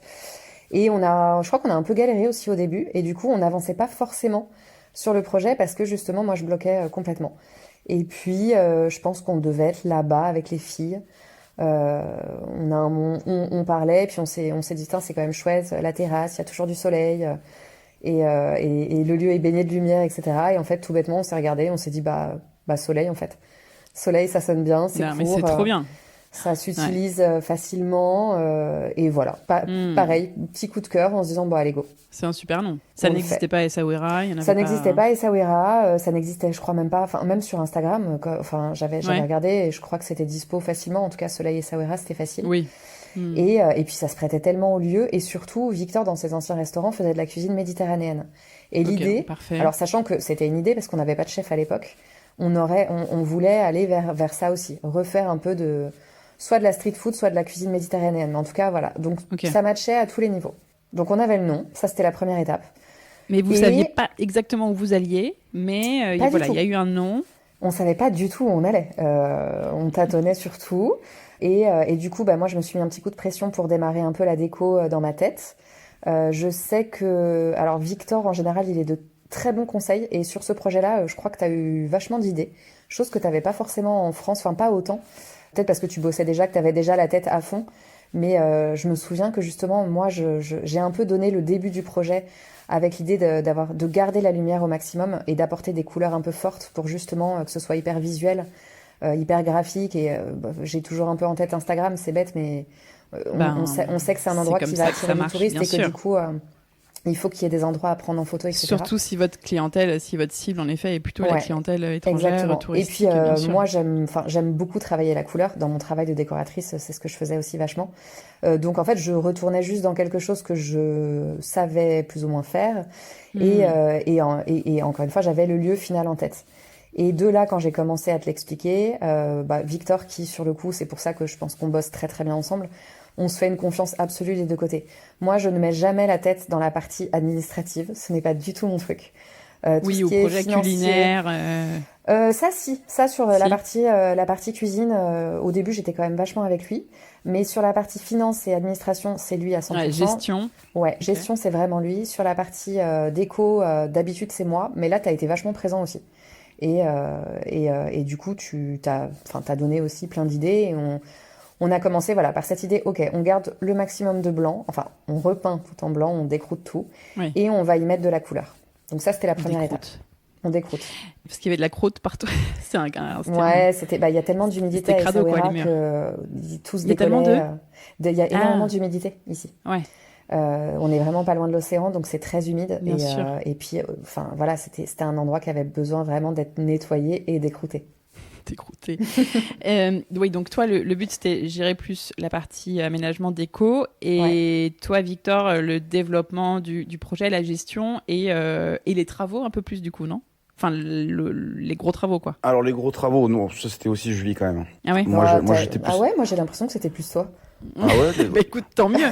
Non, mais chacun a l'impression que c'est l'autre qui a géré. C'est là où, justement, la spécificité du Maroc quand on fait des travaux, si vous voulez, si on peut en venir, c'est que il y a pas en plus, le lieu ne se prête pas à faire des plans. On n'a pas de plan, on n'a pas de plan 3D, on n'a pas de plan d'archi, on n'a rien. Et alors, en fait, tu l'as, petite parenthèse, tu l'as au Maroc, bien entendu, mais dans des petits projets. Petits projets. Vous n'avez pas fait ça, en tout cas. Absolument pas. C'était du face-to-face avec un artisan qui se pointait le matin en face, quoi. Le mur, tu le mets là, et voilà. Exactement. Et donc ça, c'est à la fois grisant et addictif. C'est-à-dire que vraiment, les ouvriers étaient là le matin. La veille, on savait pas trop ce qu'on allait faire. Et là, on disait effectivement, donc là, ce mur, on va le monter, le bar comme ça. Là, tu me fais une petite étagère. Là, tu me fais un plan de travail. Là, tu casses ça. Là, tu me fais un bâti. Et donc, vous vouliez gérer les travaux vous-même. Ouais. Comment ça se passait ? Vous vouliez prendre des artisans et suivre le truc vous-même, ou est-ce que vous vouliez un mec un peu genre maître d'œuvre qui gère son équipe et qui s'occupe de ça ? Non. En fait, pour nous, c'était, sachant que comme on avait fait des chantiers en France déjà, et où on n'a jamais pris de maître d'œuvre non plus, c'était toujours nous qui nous occupions de tout. On faisait pas les travaux nous-mêmes, mais voilà, on gérait tout le backup derrière. Là, il y avait beaucoup moins de grosses œuvres que dans les chantiers qu'on a eu en France. Donc en fait, ça nous semblait... Déjà, on avait du temps. On n'était pas dans un rush absolu. Et oui, vous aviez juste la maison en location à gérer. On avait la maison en location à gérer. Alors oui, il fallait qu'on regagne notre vie à un moment donné, mais on est quand même arrivé au Maroc avec un peu d'argent, donc on n'était pas hyper stressé non plus. Et on voulait profiter aussi de ce moment-là. On avait quand même Palma qui était tout bébé, donc on avait du temps. On habitait pas très loin, donc on savait qu'on pouvait passer régulièrement. Donc non, on s'est dit qu'on gérait ça nous-mêmes. Les équipes, j'adore le mot les équipes. On a dû avoir 2 mecs sur le chantier parce que l'électricien était aussi plombier, était aussi peintre, était aussi babysitter. C'était... t'as des mecs qui se présentent le matin. Ouais, c'est ça. Tu m'as dit que quand t'as besoin d'un plombier ici, on va t'appeler un mec qui est élec, plombier, carreleur, déménageur, tout. C'est ça, exactement. Mais qui fait le taf. Alors, il fait peut-être le taf. Ouais, c'est des mecs qui sont des merdes et qui font qui se débrouillent pour faire ce que tu veux, en fait. Je pense que Brahim, à l'époque, nous avait filé 2-3 contacts, justement, de ces mecs avec qui il avait pu bosser. D'artisans. Donc, en fait, voilà, c'est ça. Il nous a dit, il y a le maçon, faites venir mon maçon. On a dû le faire venir. On a peut-être dû changer 1 ou 2 fois en 6 mois de maçon parce que tu cales rien, il n'y a aucun contrat avec eux. Donc, ils peuvent disparaître pendant 1 semaine, partir sur un autre chantier. Toi, tu as besoin quand même d'avancer, tu reprends quelqu'un d'autre. C'est des aléas, encore une fois, qui nous et puis après, l'autre pas. vient... Ouais, complètement. C'est vraiment... En fait, c'est au jour le jour. Hein. Faut être détendu, faut avoir un peu de temps. Et surtout, l'erreur qu'on a faite au début, c'est que on donnait un peu toutes nos indications le matin et on se barrait pour déjeuner. Et en fait, on revenait après le déjeuner et on s'apercevait qu'ils avaient rien compris et que parfois ils faisaient des choses pas mal où on n'aurait pas eu l'idée et parfois fallait casser et c'était hyper gênant de demander de casser ça, sachant que moi je me souviens surtout de ça, les maçons, peu importe les corps de métier ici dans les travaux, les techniques sont ancestrales. C'est-à-dire que autant dans les grandes villes, je dis pas à Casa, à Marrakech, sur des gros chantiers, les techniques sont certainement différentes, ils sont certainement outillés. Ici, littéralement, ils ont un marteau, une spatule, un pinceau, quoi. Et ils se plaignent pas du tout. C'est ça, encore une fois, qui est magique ici. Ils sont juste contents, ils bossent, c'est leur job, c'est comme ça. Dès qu'on leur propose plusieurs fois, on leur proposait d'acheter quelque chose, un plus gros outillage ou quoi, non, c'est leur outil, ça leur va très bien. Okay. Mais du coup, quand on les voit passer du temps à monter un bâti avec des étagères et voir la technique qu'ils utilisent et leur demander de le casser le soir, voilà, moi, c'est le genre de truc que je déteste, je suis hyper mal à l'aise par rapport à ça. Mais bon, ça restait quand même notre projet, fallait quand même qu'on sache un peu où on allait. Donc, fallait être beaucoup plus présent, vous avez on s'est dit qu'il fallait être plus présent et c'est là que je trouve que Victor a été plus justement à gérer, parce que il y a quand même une chose ici, c'est que peut-être qu'au début je savais pas assez me faire entendre en tant que femme. Moi je dis ça, j'ai jamais senti du tout en tant que femme d'être moins écoutée que les autres. Vraiment, je me suis toujours sentie extrêmement à l'aise avec tous les Marocains, toutes les Marocaines, jamais moins considérée, etc. Mais Victor, qui est plus grand que moi, qui a peut-être plus qui a une plus grosse voix, j'allais dire plus de charisme, c'est pas ça, mais voilà, qui fait plus peur, était peut-être plus respecté dans le monde des travaux, qui est un monde très masculin ici, et du coup je t'envoyais aussi un peu sur les salles dossiers, quoi. Donc vous avez été plus présent et les artisans vous les trouviez un peu au débeauté. Ouais, c'est ça. On nous parlait d'un peintre, on l'appelait, on nous parlait d'un maçon, on le faisait essayer. Tu fais pas des devis travaux avant de commencer, quoi? Bon, si, quand même. Ouais, il te donne quand même une fourchette. C'est d'ailleurs Ouais, c'est une erreur. Ça, c'est une erreur qu'il faut pas refaire. Mais au début, comme je disais, on est un peu grisé parfois. Et c'est un peu, tiens, tant que tu es là, tu peux me faire ça, tant que tu peux me faire ça. Et sans demander le prix avant, voilà, tout n'est pas rose non plus. Ça s'ajoute. Ça s'ajoute. Et là, par exemple, un truc qui a coûté pas trop cher, le truc que tu as rajouté va coûter comme par hasard très cher. Donc oui, il faut faire attention. Et je précise aussi pour notre restaurant, ce qui est très important, c'était on va dire notre coup d'essai au Maroc et notre coup d'essai de vie ici, on n'avait pas un budget conséquent. C'est-à-dire que ça, c'est une des grosses qualités de Julie qui est décoratrice. Elle arrive à faire des choses jolies, enfin que je trouve jolies, avec des budgets... À petit budget. Petit budget. Parce que j'ai toujours vu des projets de décoration magnifiques avec des énormes budgets, ce qui est une chose bien. Mais faire quelque chose de joli avec un petit budget, voilà, je peux pas dire le budget qu'on avait, mais c'était vraiment un budget qui était très très bas. Minuscule. Où beaucoup de gens auraient dit, non, c'est impossible, on peut pas faire ça avec un budget pareil. Et donc c'est quoi, c'était quelques milliers d'euros, quoi. C'est pas plus, c'est quelques dizaines de milliers pour tout finir, toute la cuisine, mais etc. avec la cuisine et tout, quoi. Oui, mais avec une cuisine de restaurant, enfin une cuisine professionnelle de restaurant. Ouais, c'est ça. Voilà, moi j'ai eu des restaurants en France, il fallait mettre 100 000, 200 000, 300 000, 400 000 euros, j'en sais rien. De travaux. Non, là on est sur des chiffres beaucoup plus bas. Donc c'est une contrainte du coup qui fait qu'aussi, les artisans t'es moins regardants. Nous on habite à un carrefour un carrefour, je veux dire, il y a beaucoup de gens qui passent dans le quartier. Et c'est là où on trouvait souvent le plus d'artisans. Effectivement, genre l'électricien qui passait, qui me dit attends, j'appelle mon pote le plombier, attends, j'appelle mon pote le machin. Et nous, ça nous arrangeait que dès qu'ils savent qu'il y a des travaux dans un endroit et sachant qu'ils connaissent tous le Brahim et du coup son local, ils passaient tous une tête. Et du coup, on rencontrait Est-ce que vous avez besoin Ouais, c'est ça. Donc on n'a pas eu de galère à trouver des artisans. On n'a jamais été sans artisans ou être en plan. C'était plus des galères de malfaçon, j'aime pas le mot, mais voilà, de choses qui étaient pas ce qu'on avait demandé, de choses à casser, de choses qui prenaient plus de temps que prévu, c'était plus ça. Et on n'est pas trop exigeant non plus. En fait, le local était tellement atypique et tellement dans son jus et qu'on voulait pas casser ça et qu'on voulait pas briser cette vibe que du coup, on était presque à se dire qu'une malfaçon, on l'acceptait, ça laissait du charme. On voulait pas du tout que ce soit nickel parce que ça aurait complètement dénaturé. On voulait que ce soit bien sûr propre et chaleureux et lumineux et accueillant. Mais le côté Beldi, on voulait absolument le garder et garder les imperfections sur certains murs. Enfin voilà, le but c'était pas d'avoir quelque chose de complètement aseptisé et neuf. Une fissure dans un enduit, c'est pas grave, quoi. Donc forcément, j'avoue que c'est un gros plus, quoi. Moi j'ai un souvenir des cheminées il y avait un four à bois. Je sais pas pourquoi on avait fait faire deux cheminées au-dessus du four à bois. Donc 2 cheminées lisses et blanches dans notre tête. Et ils s'étaient dit, tiens, ils ont l'air d'aimer la décoration, les Français, là. On va leur faire un petit plaisir. Ils avaient fait une surprise, ils avaient mis des pierres des galets tout la cheminée. Le long de la cheminée. Mais c'est-à-dire que c'était très joli, c'était tout blanc, c'était en chaux blanche immaculée. Le matin, on arrive et c'était couvert de galets sur 5 mètres de haut, quoi. Eh ben, on l'a gardé. On l'a gardé parce qu'en fait, finalement, c'était mignon et c'était, en fait, ça partait tellement d'une gentille attention de leur part de vouloir. Ouais, et puis là, c'est affreux de le faire enlever. Ouais, et puis, en fait, je sais pas, il y avait un côté mignon, il y avait un côté ringardos qui était un peu cool. Ouais.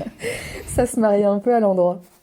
Mais c'est vrai que le fait d'avoir un endroit Beldi et où on veut conserver un peu une âme brute, ça aide vachement pour les travaux. Enfin, on est moins. Alors, est-ce que tu peux définir Beldi, parce que ça fait 2 fois que tu dis Beldi, mais pour les gens qui connaissent pas. Vaste sujet. C'est pas trop défini ça, mais c'est vraiment l'esprit local, quoi. Ouais, Beldi, ça veut vraiment dire. Ça vient d'ici. Typique. C'est typique. Ouais, c'est artisanal, ancien, c'est classique, c'est artisanal, exactement. Donc rester vraiment dans un esprit marocain classique, typique. Brut, t'as toujours un côté brut, voilà, il y a des imperfections, et très local.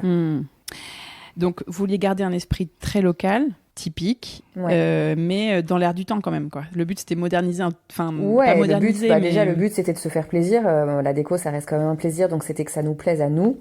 Moi je pars du principe que si ça nous plaît à nous, ça plaira à d'autres. En tout cas ça a marché dans le passé, donc on est reparti là-dessus. Et voilà, toute la structure, on n'y a pas touché et on reconnaît quand même vachement le Maroc.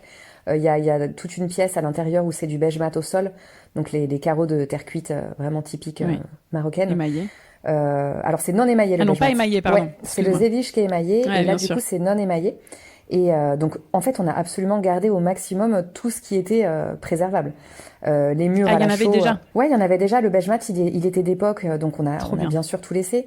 Il y avait beaucoup de peinture à la chaux, donc on a tout refait, mais on a voulu justement garder de la chaux au maximum pour garder cet aspect un peu velouté, un peu brut aussi. Enfin, voilà. L'idée, c'était pas de tout casser et d'arriver. L'idée, c'était de tout mettre de la lumière. Voilà. Lisser quand même, lisser l'œil sur toutes les aspérités et arriver avec de la couleur un peu en force. Il s'est passé quoi le jour 1 du chantier ? C'est quoi votre souvenir de ce jour ?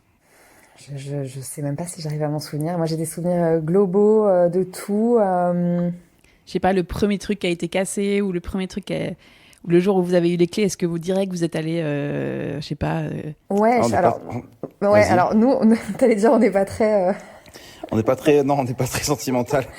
Non, c'est vrai qu'en fait, on s'est rendu compte, on adorerait l'être plus, mais on l'est pas trop. Et comme on fait tout au feeling, on fait tout aussi avec beaucoup de légèreté. Je pense que c'est ce qui nous réussit, mais du coup, on n'est pas dans l'émotion quand on a les clés d'un local en y allant. On n'a jamais trinqué à aucun projet. Trop bien. Jamais. On n'a même pas fait la photo Instagram avec la clé. Si, peut-être. On a fait ça. Je sais même. En tout cas, c'était juste dans la continuité, mais voilà. Par contre, moi, je me souviens quand même de me dire, pas au jour 1, parce que le jour 1, t'as l'impression justement que tu sais pas trop où tu vas, mais que ça va aller, mais tu vois, la première semaine, de voir quand même tous les gravats à dégager, tout le bordel quand même à gérer, de me dire, ok, bon, c'est quand même, ok, c'est pas un chantier d'un mois, ça va quand même durer un peu, et il y avait quand même les enfants en bas âge, il y avait quand même cette pression financière derrière de se dire qu'il faut pas se planter. J'étais pas du tout tétanisée, mais voilà, un mélange d'excitation et de se dire faut pas qu'on se plante. Ah, moi, le jour 1, ce que je veux le plus, c'est tout enlever, que ce soit propre. Mon cerveau, il arrive pas à se figurer. Ouais, il faut vider. Tant que c'est pas vidé, mon cerveau, je me souviens que j'arrivais pas à me projeter.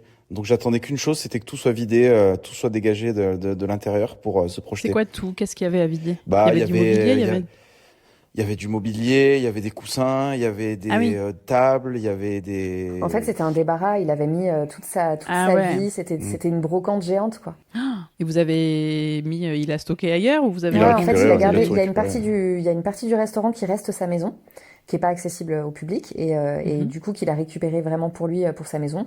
Je crois qu'il y a des amis qui sont venus récupérer des choses. Enfin, lui était bien content aussi de se libérer de tout ça et d'y voir un peu plus clair. On l'a pas du tout... débarrassé de toute sa vie, quoi. C'était vraiment d'un commun accord. Il nous a proposé de garder les pièces. Et ce qui est assez marrant, c'est que je me souviens qu'au début, on s'est dit...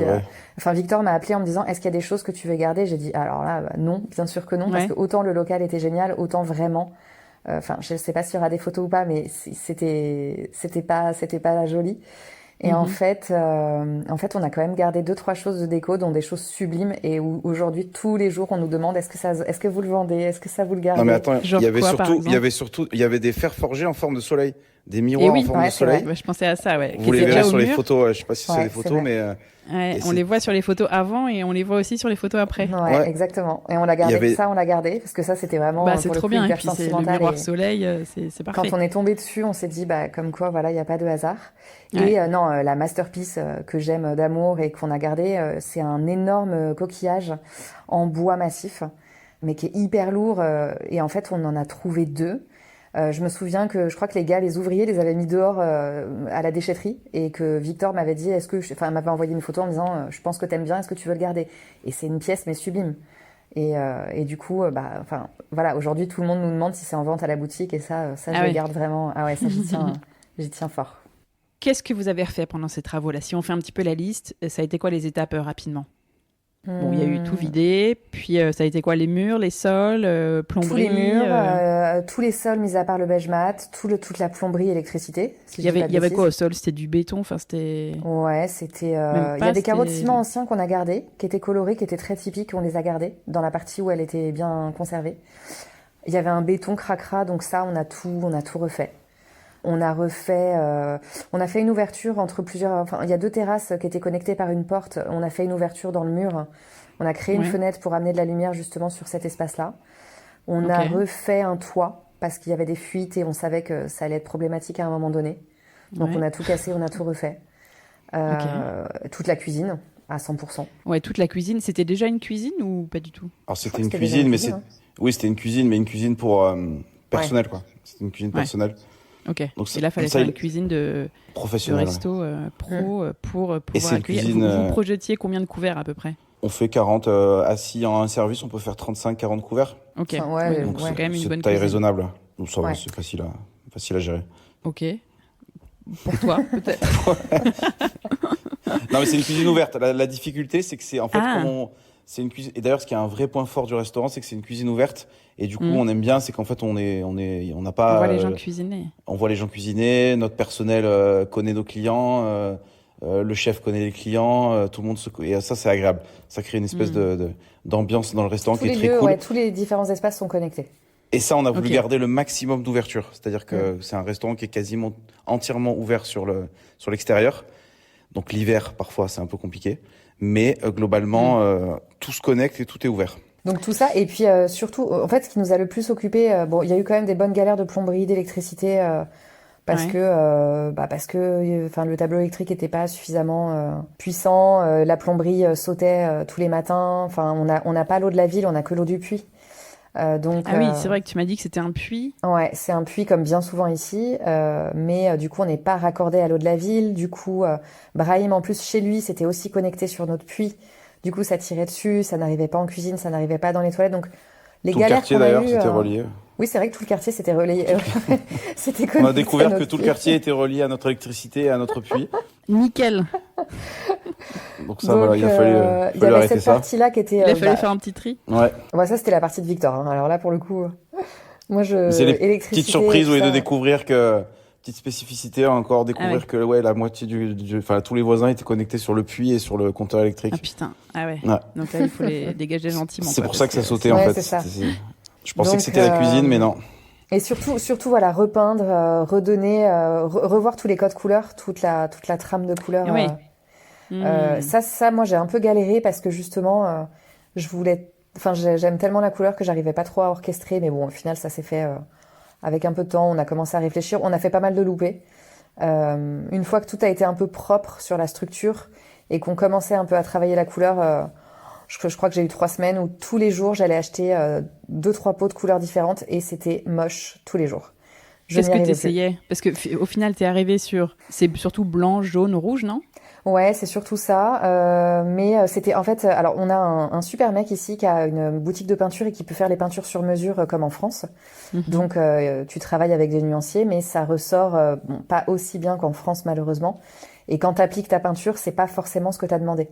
Le peintre, a pas forcément la bonne technique pour diluer ta peinture et compagnie. Donc, si tu veux, les couleurs étaient très belles sur le nuancier. Et je me souviens qu'à un moment donné, la cuisine vraiment s'était transformée en rouge ketchup et jaune mayo. Et c'était McDonald's. C'était affreux.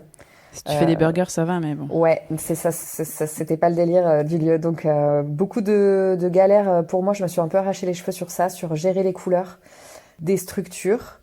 Et dans un second temps, gérer toute la partie des couleurs sur les banquettes, parce que nous, c'est ça qui est très présent chez nous, c'est toute la partie des couleurs des tissus. Ouais, exactement. Les assises, toutes ces rayures. Exactement, toutes les rayures, tous ces tissus-là. Donc j'ai eu la chance de tomber, je sais plus comment, on a dû m'envoyer un contact hyper rapidement sur ce gars-là qui fait, qu'on appelle Ahmed Bash, tu vois, il fait des bâches, donc on l'appelle Ahmed Bash. Ouais, normal. Tout le monde l'appelle comme ça ici, qui est spécialisé dans le tissu extérieur. Et qui est venu, je me souviens, avec tous ses nuanciers. J'avais tout choisi, j'étais hyper contente. J'envoyais toutes les photos à Victor en lui disant c'est bon. J'ai fait des ambiances différentes dans chaque espace, mais tout match, les couleurs avec les autres, etc. Et le mec me dit mais oui, bien sûr, je peux tout avoir pour la semaine prochaine, t'inquiète pas. Et moi, comme je travaillais quand même déjà là-dedans en France, je lui disais t'es sûr qu'il n'y a pas des sorties de collection, des choses un peu à contrôler. Il me dit mais non, t'inquiète pas. Et il m'appelle le lendemain en me disant bah non, en fait tous les tissus que tu as sélectionnés, il y en a aucun qui est disponible. Je vais revenir avec le nuancier, et là il me sortait des couleurs affreuses quoi. Il me sortait un vert pelouse, un mauve, en essayant de me convaincre que le mauve c'était hyper cool, que le vert pelouse ça allait redevenir à la mode. Et je me souviens de déprimer un peu plus à ce moment-là, pas vraiment tant les travaux, mais plus ce côté déco où je savais qu'en fait les travaux on allait un peu les oublier parce que c'était une partie un peu neutre, mais que les couleurs, c'était ça qu'on allait voir. Et j'ai pas lâché. T'arrivais pas à trouver... Je l'ai gonflé en fait, et je lui ai dit d'aller. Je sais qu'ici, chaque problème a sa solution, et ça c'est assez chouette ici. Et Persévérance surtout. Persévérance, il a contacté des mecs à Casa, qu'on fait revenir des tissus, et j'ai eu les couleurs que je voulais au final. Ah ok. Donc là, on avait fait une belle avancée. Ouais, donc gros travail sur la déco en fait. Ouais, c'est vraiment plus la déco et tout le mobilier qui a été fait sur mesure. Ça aussi, ça a été quand même une grosse partie. Ah oui, que tu as fait faire avec un ferronnier. Ouais, j'ai eu un super ferronnier, donc j'ai tout dessiné et j'ai travaillé avec lui, c'était génial. Elles sont canons, ces chaises et ces ouais, tables. Elles sont très chouettes. La majorité des chaises et des tables, c'est ce modèle ouais, que vous avez fait, là, que vous avez créé, qui est vraiment particulier, mais qui est trop beau, avec le grand dossier. Là, C'est très chouette. C'est vraiment ça qu'on voulait, je crois, depuis le départ. Donc, hyper cool d'avoir un ferronnier ici qui peut te faire les choses non, mais c'est trop bien. Assez rapidement. De pour pouvoir moi, faire tes propres chaises et tables. C'était mon meilleur chantier. Enfin, le chantier ici. J'imagine. C'était pour nous, je m'éclatais, j'étais avec les artisans, je passais ma vie avec eux. Je me souviens, je passais ma journée avec les ferronniers dans leur local, avec le menuisier. On a fait les tables en bois aussi sur mesure. Non, voilà, enfin, tout le mobilier a été fait sur mesure, donc c'était hyper chouette. Et puis ça prenait vie au fur et à mesure. Enfin, c'était vraiment... ça restait quand même assez rapide, même si le chantier a pris, je sais plus, 4 mois, 5 mois, je dirais. J'arrive plus trop à me figurer. Ouais, mais ça a été à peu près ça. Mais la partie déco, ça m'a pris énormément de temps. Oui, parce qu'il faut rappeler qu'ici, nous n'avons absolument aucun magasin. C'est-à-dire qu'il n'y a pas un seul magasin. Ouais. Faut bien préciser. On ne peut pas acheter une chaise, on ne peut pas acheter une table. D'accord. Si, alors tu peux acheter une chaise, mais en fait, c'est la chaise Beldi, c'est la chaise en paille traditionnelle. Oui. Donc ça coûte pas cher. On trouve ça très joli, hein, mais en fait, à force de les voir, on voulait vraiment sortir de ce côté, garder le Beldi dans la structure, mais pas du tout dans le mobilier. Vraiment avoir les deux univers qui matchent. Vous avez des verres Beldi quand même ? Même pas. Eh ben non, justement, on n'est pas tombé dans ça. Mais franchement, et je les adore, hein. Dieu sait que je les adore et que. On les a à la maison, on les les a a à la maison. Mais moi, je m'en lasserai jamais des verres Beldi. Marocain pour. J'adore et je m'en lasserai jamais et on adore aller voir les fabricants de verres Beldi et j'adore. Mais on s'est dit, justement, on sort de ça. Ouais, on veut pas tomber dans le truc facile. Non, et puis on savait que les assiettes seraient en poterie marocaine, donc en fait on voulait pas que tout soit marocain à 100%. On voulait quand même amener un petit côté vent frais. Et parce qu'en effet, vous êtes allé jusqu'à créer vos assiettes en forme de soleil. Exactement, ce qui n'était pas prévu, que vous avez fait fabriquer.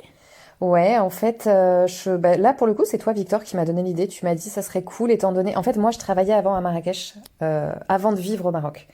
J'ai travaillé pour une marque qui s'appelle Édition Vétiver. Je travaillais entre la France et... C'est de là que viennent mes verres. Hein. Ah bah tu vois, c'est peut-être moi qui les ai expédiés. Ils sont à Bordeaux, mais ils ont fermé ce week-end, là. C'est trop triste. Bah ouais, je sais. Je suis très triste. Mais bon, je suis sûre qu'elle va faire des très belles choses. Et en fait, quand on habitait à Bordeaux, je travaillais chez Édition Vétiver et je faisais les allers-retours à Marrakech. Moi, j'adore leur boutique. On y a appris plein de choses. C'est génial. Et du coup, j'ai perdu le fil. Je parlais de quoi ? Les assiettes. Les assiettes. J'étais en contact déjà avec... elle m'a mis vraiment le pied à l'étrier, Pauline, qui a la marque Édition Vétiver. Et c'est aussi ça qui a vachement nourri mon envie de vivre ici. Elle m'a fait rencontrer beaucoup d'artisans, même si c'est pas du tout ceux que nous, on a utilisés. Ça m'a montré que c'était possible. Et je me souviens, on vendait un peu de poterie via Édition Vétiver. C'était pas du tout de la poterie faite forcément sur mesure, mais c'était de la poterie qu'on voyait moins ailleurs. Et Victor m'a dit, ça serait hyper cool que tu dessines une ligne d'assiette pour que les clients mangent dedans. Et je me suis dit, ouais, hyper bonne idée. Je sentais que j'étais un peu sur la fin, un peu manque d'idées, un peu fatiguée, à me dire, waouh, est-ce qu'il me remet pas une petite galère là ? Est-ce qu'on prendrait pas quand même une assiette déjà toute faite ? Ouais. Et en fait, on est allé à Safi, qui est à 2 heures de route au nord d'Essaouira, qui est la ville principale de la poterie au Maroc. Une des villes principales, parce que c'est là où tu as toutes les familles d'artisans de père en fils, quoi. Et on est allé passer une journée là-bas. On est tombé, pareil, je crois qu'on a dû pousser une porte. On est tombé sur un mec. Le mec avait une assiette soleil, en fait, dans un débarras. On a vu l'assiette soleil. Je lui ai dit, est-ce que ça, tu pourrais en faire de différentes couleurs, de différentes formes ? Il m'a dit oui, dis-moi ce que tu veux. On a travaillé les couleurs d'émail ensemble. On a travaillé différents formats. J'ai fait d'autres lignes aussi pour pas que ce soit que des soleils. Et il nous a fait notre première cargaison d'assiettes qui nous servait exclusivement pour le restaurant. Et en fait, je crois que pareil, dans la foulée, on s'est dit... on a trop d'assiettes, pourquoi pas faire une petite partie boutique dans le restaurant. Ok. Voilà. C'est comme ça que ça a commencé, la boutique. C'est comme ça que ça a commencé, en se disant, on a de l'espace qui nous sert pas, parce que la partie intérieure du restaurant, donc celle avec le beige mat, la partie couverte, il y avait des banquettes à l'époque près de la cheminée. Donc c'était pas pratique pour manger, c'était pas hyper accessible. C'est l'endroit où il y a la caisse du restaurant, donc c'est un endroit de passage. Et on avait déjà suffisamment de tables à l'extérieur. Donc on s'est dit, on fait 2 étagères, on met 3 assiettes et c'est parti, quoi. Et ça a bien marché et la boutique s'est un peu agrandie. Ouais, les gens en fait adoraient arriver dans un lieu où ils pouvaient... tout le monde nous disait que les assiettes étaient chouettes.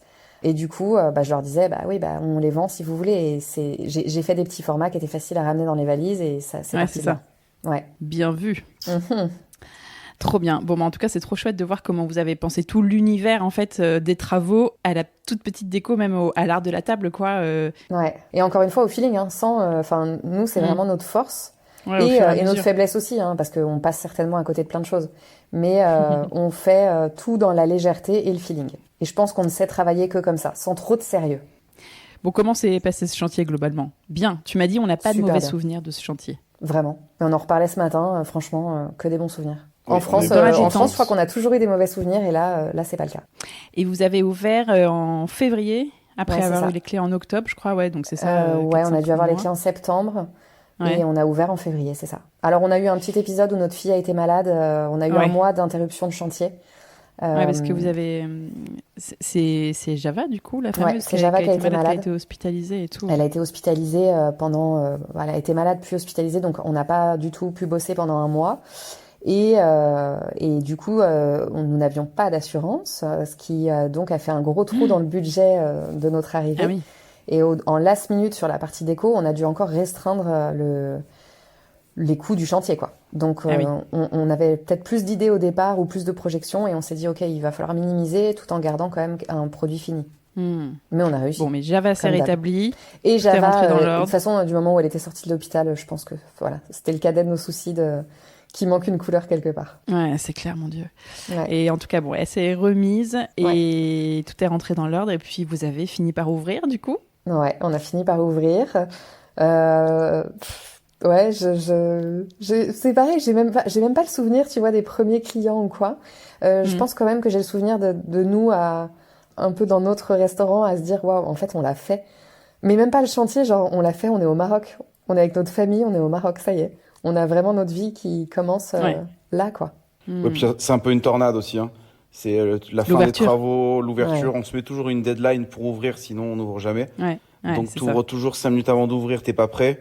Et en fait, cette tornade fait que, je sais pas, les souvenirs se dispersent un peu. Mais moi, je me souviens surtout que, financièrement, c'était très compliqué juste au moment de l'ouverture. Ça, c'était une petite... c'est pour ça qu'il fallait ouvrir. Il fallait vite ouvrir. Et là, miracle, chance, je ne sais pas quoi, il y a eu du monde tout de suite. C'était vraiment le bon moment, au bon endroit. Et encore une fois, on était un peu... Tout début de saison. C'était tout début de saison. Moins de restos qu'aujourd'hui. L'offre a changé aujourd'hui, mais à l'époque, elle était beaucoup plus restreinte. Donc, le fait qu'il y ait un resto qui ouvre, là, ça a parlé très vite. Et donc, on a eu très vite on a eu un énorme bouche à oreille au début, parce que l'offre était un peu importante et que ça a parlé très vite pour aller tester ce nouveau restaurant. Et ça nous a sauvés. C'est ça qui nous a sauvés. Et puis, il y a eu la puissance d'Instagram dès le début. À chaque fois, Vous aviez bossé le compte Instagram en amont un petit peu. Non, mais en fait, c'était vraiment bouche à oreille. Ouais, c'était bouche à oreille, mais moi, sur mon compte pro, qui est mon perso aussi, comme à l'époque où j'étais en France, j'avais eu, fut un temps, des articles, etc., j'avais un certain nombre de followers. Et du coup, les gens étaient... c'est toujours cool de voir des gens s'expatrier, faire des projets de déco, etc. Ouais, donc t'étais un peu suivi sur le projet. Un peu, et du coup, mine de rien, alors c'est pas forcément des gens qui venaient manger, bien entendu, mais je pense que ça a un peu boosté le truc. Et une fois qu'on a créé le compte, ça a été super vite. Puis en fait, on a eu la chance du débutant. On était un peu les premiers, pas du tout les premiers dans ce point-là, mais c'était le bon moment, exactement. C'était le moment de le faire. Trop bien. On a eu de la chance. Comment vous avez géré la barrière de la langue avec les artisans ? Parce que j'imagine qu'ils ne parlaient pas tous français. Vous parliez de mieux en mieux de votre côté ou pas forcément ? Alors ça, c'est un peu, personnellement, c'est ma tristesse.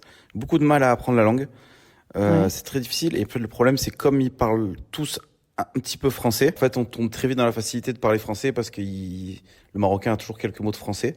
Donc pour les chantiers, c'est simple, on apprend les mots, les basiques. Aujourd'hui, demain, petit, grand, et on utilise la craie. Je me souviens, la craie et la bombe, c'est le plus important. Ouais, et les dessins sur les murs ou au sol, ouais. Vraiment les basiques à l'ancienne, quoi. Et c'est ce qui marche le mieux, d'ailleurs. Ok. Pour dire les matériaux. En cas de vraie grosse galère, t'appelles quelqu'un où tu sais qui parle, tu vois, quelqu'un de plus ou moins bilingue. Et ça nous arrivait de passer un téléphone quand vraiment on se comprenait pas. Et tu dis Tadlakt, Zélige, peinture à la chaux. Ouais. Tu te fais comprendre, quoi. Mais c'est vrai qu'en tout cas, ça a jamais été une barrière.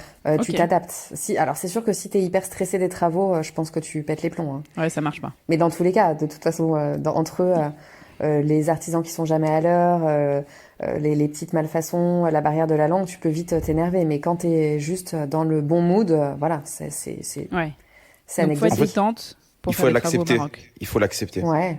Mais je pense que c'est comme tout au Maroc, hein, les travaux, la vie au quotidien, aller acheter ses fruits et légumes, enfin tout, il faut accepter beaucoup de choses. Ouais, c'est différent. C'est différent. Il faut le savoir. Mais la balance est toujours positive, donc aucun problème, quoi. Okay. On l'accepte. Est-ce que vous avez 2-3 bonnes adresses à partager ou même plus ? Ça peut être des fournisseurs, ça peut être... Mais alors, Julie, tu disais que tu avais vachement galéré à trouver, à sourcer, que ce soit en déco, même en matériaux, tout ça.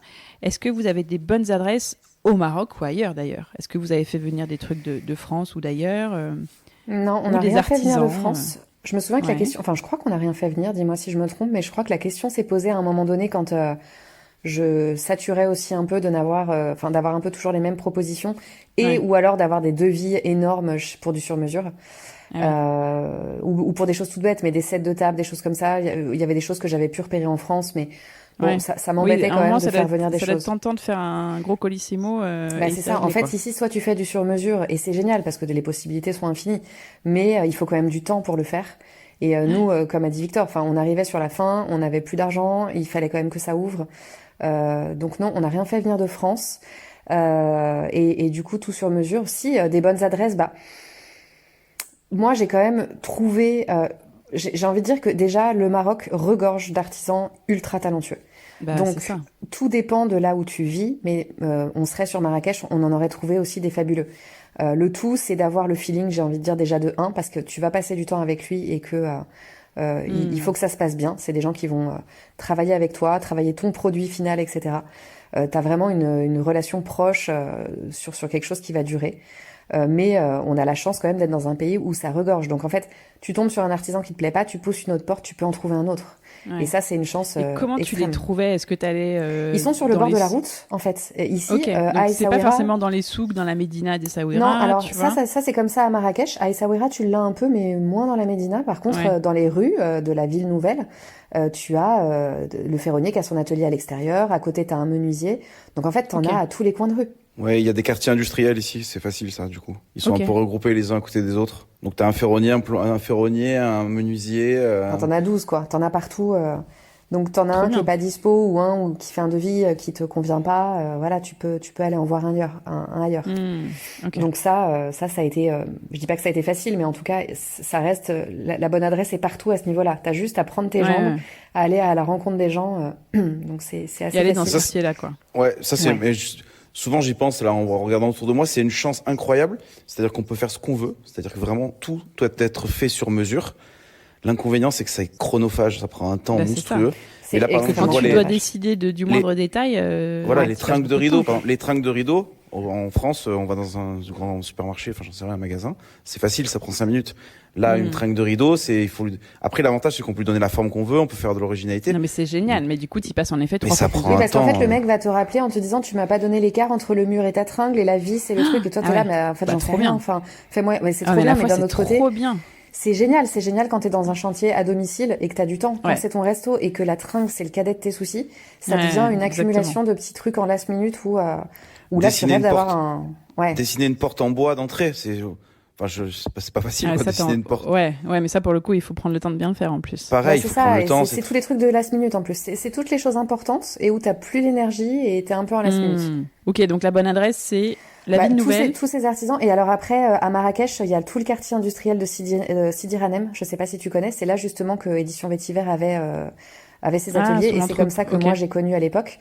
Et c'est un immense quartier où tu as plein d'usines, plein de de magasins, plein de flagships pour toutes les marques marocaines, tous les artisans. Donc en fait, tu te balades, tu peux passer littéralement 2 jours à déambuler dans tous les ateliers. C'est vraiment des ateliers de fabrication et des boutiques. Donc t'as de la déco, t'as des fringues, t'as du tissu, t'as des tapis. Alors c'est pas forcément la bonne adresse pour acheter parce que je trouve ça quand même, c'est souvent assez cher, surtout quand là t'es sur un petit projet de resto sans trop de budget. Par contre, pour l'inspiration, c'est exceptionnel. Ah oui. C'est que t'as tout dans une mini-ville. Pourquoi ils sont chers alors que t'es chez les fabricants? T'es pas en lien direct avec les artisans, t'es en lien avec les marques qui ont des artisans. D'accord. Okay. Du coup, ça peut être plus cher qu'ailleurs, mais après t'as des produits que tu vois pas ailleurs non plus. Oui, mais c'est un quartier incroyable. Enfin, c'est une ville, une mini-ville. Quand t'aimes la déco, c'est fabuleux.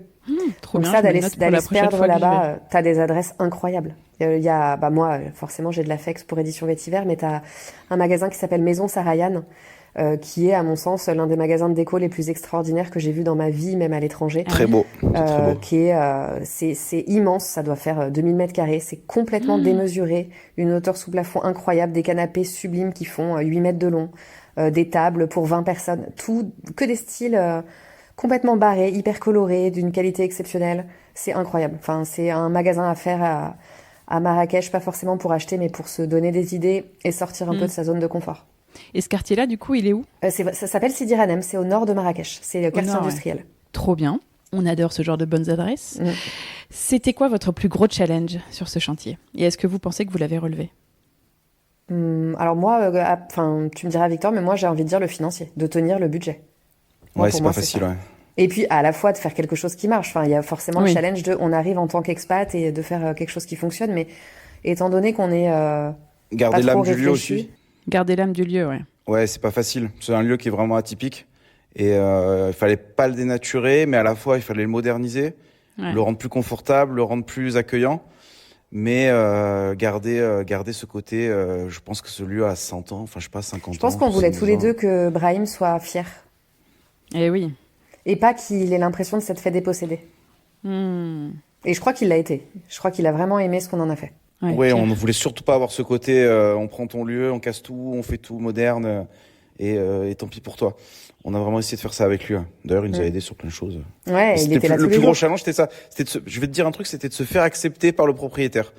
Et le jour où on a compris qu'il avait accepté de nous laisser ce lieu et qu'il était fier de nous, parce qu'il venait souvent, il nous le disait, et ça a été, je pense que c'était ça notre challenge qui a été réussi. Ouais, la plus grande réussite. Ouais. En tout cas, on s'est senti, tellement, c'était tellement accueillant, tellement, c'est bon. Enfin, on avait montré patte blanche et on s'appréciait mutuellement. Donc c'était tellement important. Et d'un point de vue commercial, c'était de faire venir un peu de monde, quoi. C'était le risque, parce qu'on est quand même à l'écart. Et ça, pour l'instant, ça marche très bien. On est content. Ça a été quoi votre étape préférée ? Moi, la déco, les couleurs, les banquettes, j'en ai un souvenir. Banquettes et les tables, c'est vraiment l'étape que je préfère, quoi. Quand tous tes coussins sont arrivés, là ? Ouais, quand tu installes tout, en fait. Quand tu installes les grosses pièces. C'est le moment où, c'est le moment le plus stressant, à mon sens.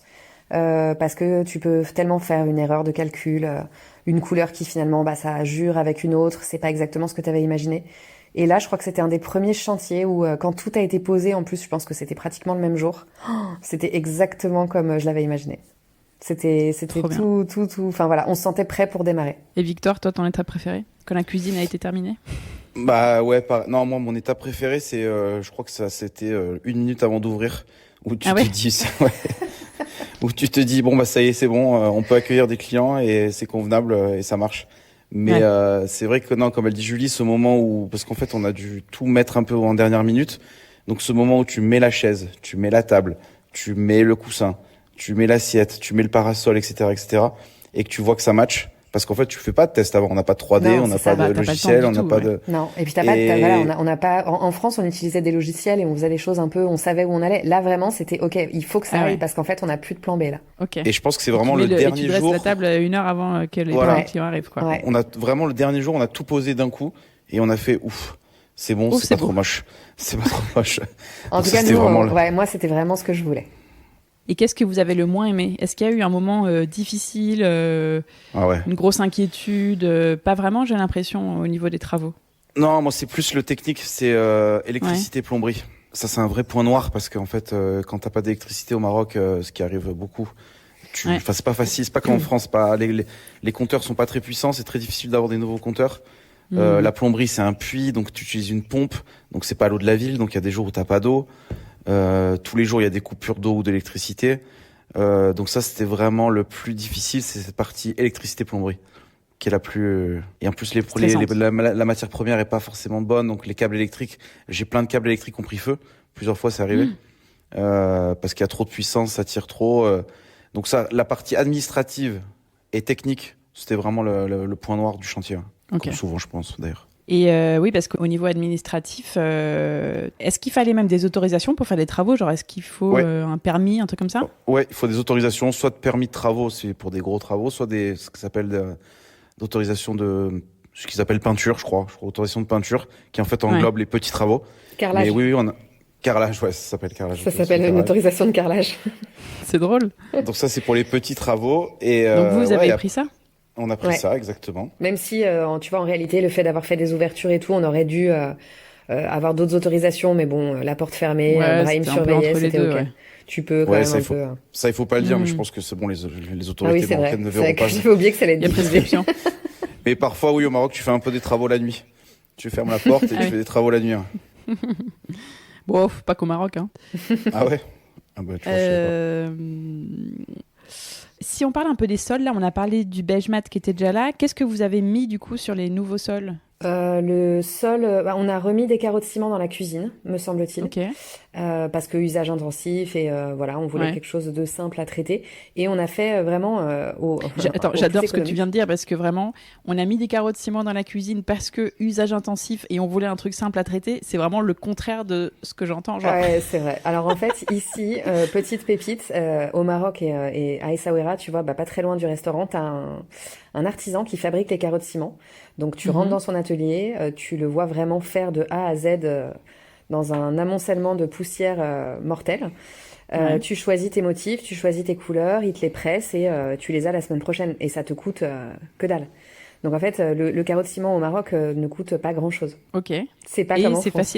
c'est facile à entretenir parce que en France, vraiment, les gens vont plutôt se dire on va mettre du faux carreau de ciment en grès cérame. C'est facile à entretenir. Non, ça marche hyper vite.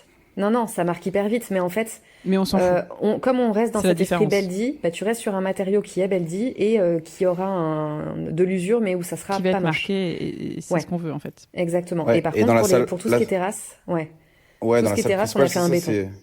On a fait un béton avec une peinture, ça s'appelle du Colaflex ici. Je crois pas qu'en France ça existe. Enfin, le fameux Colaflex. Je sais plus le nom en France, j'ai perdu les noms français. C'est des peintures un Colaflex, peu c'est un peu comme des résines étanches. Ouais, une résine, ok. Voilà, qui est absolument pas étanche et qu'on doit refaire tous les 6 mois, mais. Ah d'accord, j'allais dire tu le refais tous les ans. Tous les 6 mois. Non, on repeint entièrement le restaurant tous les 3-4 mois environ. Ouais. Ah ouais. L'humidité. Et pourtant, et encore une fois, on aime le côté Beldi. Hein. On n'est pas à cheval. C'est juste que l'humidité. C'est le sel de la mer et tout. L'humidité, la chaux, c'est tout la est chaux. sale. Ne jamais faire de la peinture à la chaux. Voilà, si des gens nous entendent. En extérieur, tu veux dire surtout. Ouais, même en intérieur. C'est ça marche. Une galère. Ça tient pas. Et du coup, on repeint tout le resto tous les 3-4 mois. Et on a une pépinière aussi qui est collée au restaurant, ce qui nous aide pas, qui donne un taux d'humidité environ de 300% dans les murs. Qui sont juste à côté. Donc on a la mer, l'humidité ambiante et la pépinière. Budget peinture tous les 3 mois, c'est sympa. Ouais. Heureusement que c'est pas les mêmes budgets qu'en France, mais ça reste un budget, c'est clair. Et après, au niveau des matériaux, est-ce que vous avez mis de la zélige ou est-ce que vous êtes un peu sorti de ces codes-là ? Non, on a mis de la terre cuite qui recouvre aujourd'hui le bar de la cuisine. C'est des pavés de terre cuite. Qu'on trouve chez les maçons ici, qui coûtent vraiment rien du tout et qu'on trouvait tous les deux extrêmement beaux. On en a mis à 2 endroits dans le restaurant. D'une parce que on trouvait ça très esthétique et on l'avait jamais vu sur un revêtement de surface pour le moment, et parce que c'était vraiment pas cher et on avait de la disponibilité juste à côté. Le zélige, je crois qu'on n'avait plus les finances et qu'on avait des trop grosses surfaces, donc en fait on n'avait pas un petit endroit où on s'est dit ok, là on pourrait en mettre. C'était forcément des grandes surfaces et ça rentrait plus dans le budget. Je pense qu'on était parti sur du zélige au début, mais faut quand même revenir sur ça. Mais l'hospitalisation, elle nous a vraiment mise dans le trou et moral, on va pas se mentir, et financier. Donc en fait, l'idée c'était ok, on revient sur le chantier, mais par contre là c'est on fait simple et on termine quoi. On fait simple, on termine et on y va. Et en fait, c'était pile cette partie-là. Donc moi j'aurais rêvé d'avoir une cuisine tout en zélige, etc. à la fois, je trouve ça extrêmement beau, mais comme on le voit partout, ça me dérangeait pas aussi d'avoir quelque chose de différent. C'est pour ça que je te demandais de ça, c'est que comme tu voulais faire quelque chose aussi pas trop attendu. C'est ça. Mais à la fois, je serai toujours une fan absolue de Zélige. Vraiment. Enfin, partout où je vais, j'ai les yeux dessus. On est dans notre période terre cuite briques en ce moment. C'est une période. On aime plus, c'est plus joli en ce moment. On est très dans ça. Tous les briques très simples. Ouais, mat, brut. Ouais. Après, voilà, on vit ici. C'est sûr que le Zélige, on a une autre perception du Zélige. Ça nous fait moins rêver. Bien sûr. À force d'en voir, même si on trouve toujours ça extrêmement beau. Mais non, c'est vrai que dans les matériaux, ça a été extrêmement rudimentaire, quoi. C'était de la chaux, c'était du béton, c'était de la brique. Et un peu de carreau de ciment. C'était vraiment avec en fait, vous avez pimpé surtout avec les tissus, les tables, tout ça. De toute façon, le gros du budget, il était pas dans les travaux, il était dans la déco. Dans le mobilier. Parce que c'est cher. On dit que le Maroc, ça coûte rien. C'est pas vrai. Ça coûte moins cher qu'en France. Si tu veux des belles choses. Oui, mais ça reste un vrai budget. Ça reste un vrai budget. C'est quoi votre ressenti là Là, ça fait combien de temps que vous êtes ouvert maintenant 2 ans 2 ans et demi. Quoi? Pourquoi tu ris? Parce que j'ai vu la tête de Victor, vas-y. Tu couperas, pose ta question. J'ai pas vu la tête. Je regarde mes questions. Le ressenti, c'est qu'on est très content, mais après nous, voilà, on a toujours envie de faire plus, faire autre chose. Ouais, en fait, nous, quand il y a un projet qui tourne, et c'est vrai génial, que mais on aime bien recommencer. T'as envie d'en faire un autre? Ouais, voilà. Là, je pense qu'on est à un croisement. On va peut-être faire. Ça va peut-être changer. Ouais. Ok, c'est-à-dire on en saura plus prochainement. Non, mais en tout cas, c'est quoi votre ressenti de ce projet, de ces travaux? Non, mais voilà, c'est positif. C'est que positif. C'est une grande fierté. C'est une reconnaissance personnelle et même. Enfin, on est très fiers d'avoir fait ça, d'être allé au bout de ce projet.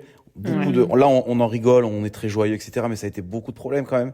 C'est long, c'est fatigant, c'est une charge mentale monstrueuse avec des enfants bas âge. Ça, c'est une parenthèse. C'est clair. Mais ça et sans ça l'est famille, toujours aussi. Sans famille pour sans gérer famille les sur enfants. place, enfin, etc. On était full time avec les enfants à l'époque. Donc ouais. Honnêtement, la grande fierté, c'est que à chaque fois qu'on parle de notre restaurant, les gens connaissent et les gens trouvent ça bien. Donc on est fiers de ça. Il y a des gens de l'étranger qui viennent nous voir. Il y a des gens qui viennent nous voir juste pour prendre des photos. Ça arrive beaucoup, ça. Ça aussi, c'est une grande fierté. Il y a beaucoup de gens qui viennent au restaurant uniquement pour prendre des photos. Ah ouais. Donc voilà, moi, le je fais sentiment. ça dans les bourriades parfois à Marrakech. Ah ouais. Bah ouais, mais on le fait tous. Moi, ça m'est arrivé plein de fois aussi. Parce que c'est inspirant, quoi. Ouais, t'as envie de passer une tête et de prendre une photo. Mais non, c'est vrai, fierté. Et puis fierté d'avoir réussi ce projet familial, quoi. C'était quand même.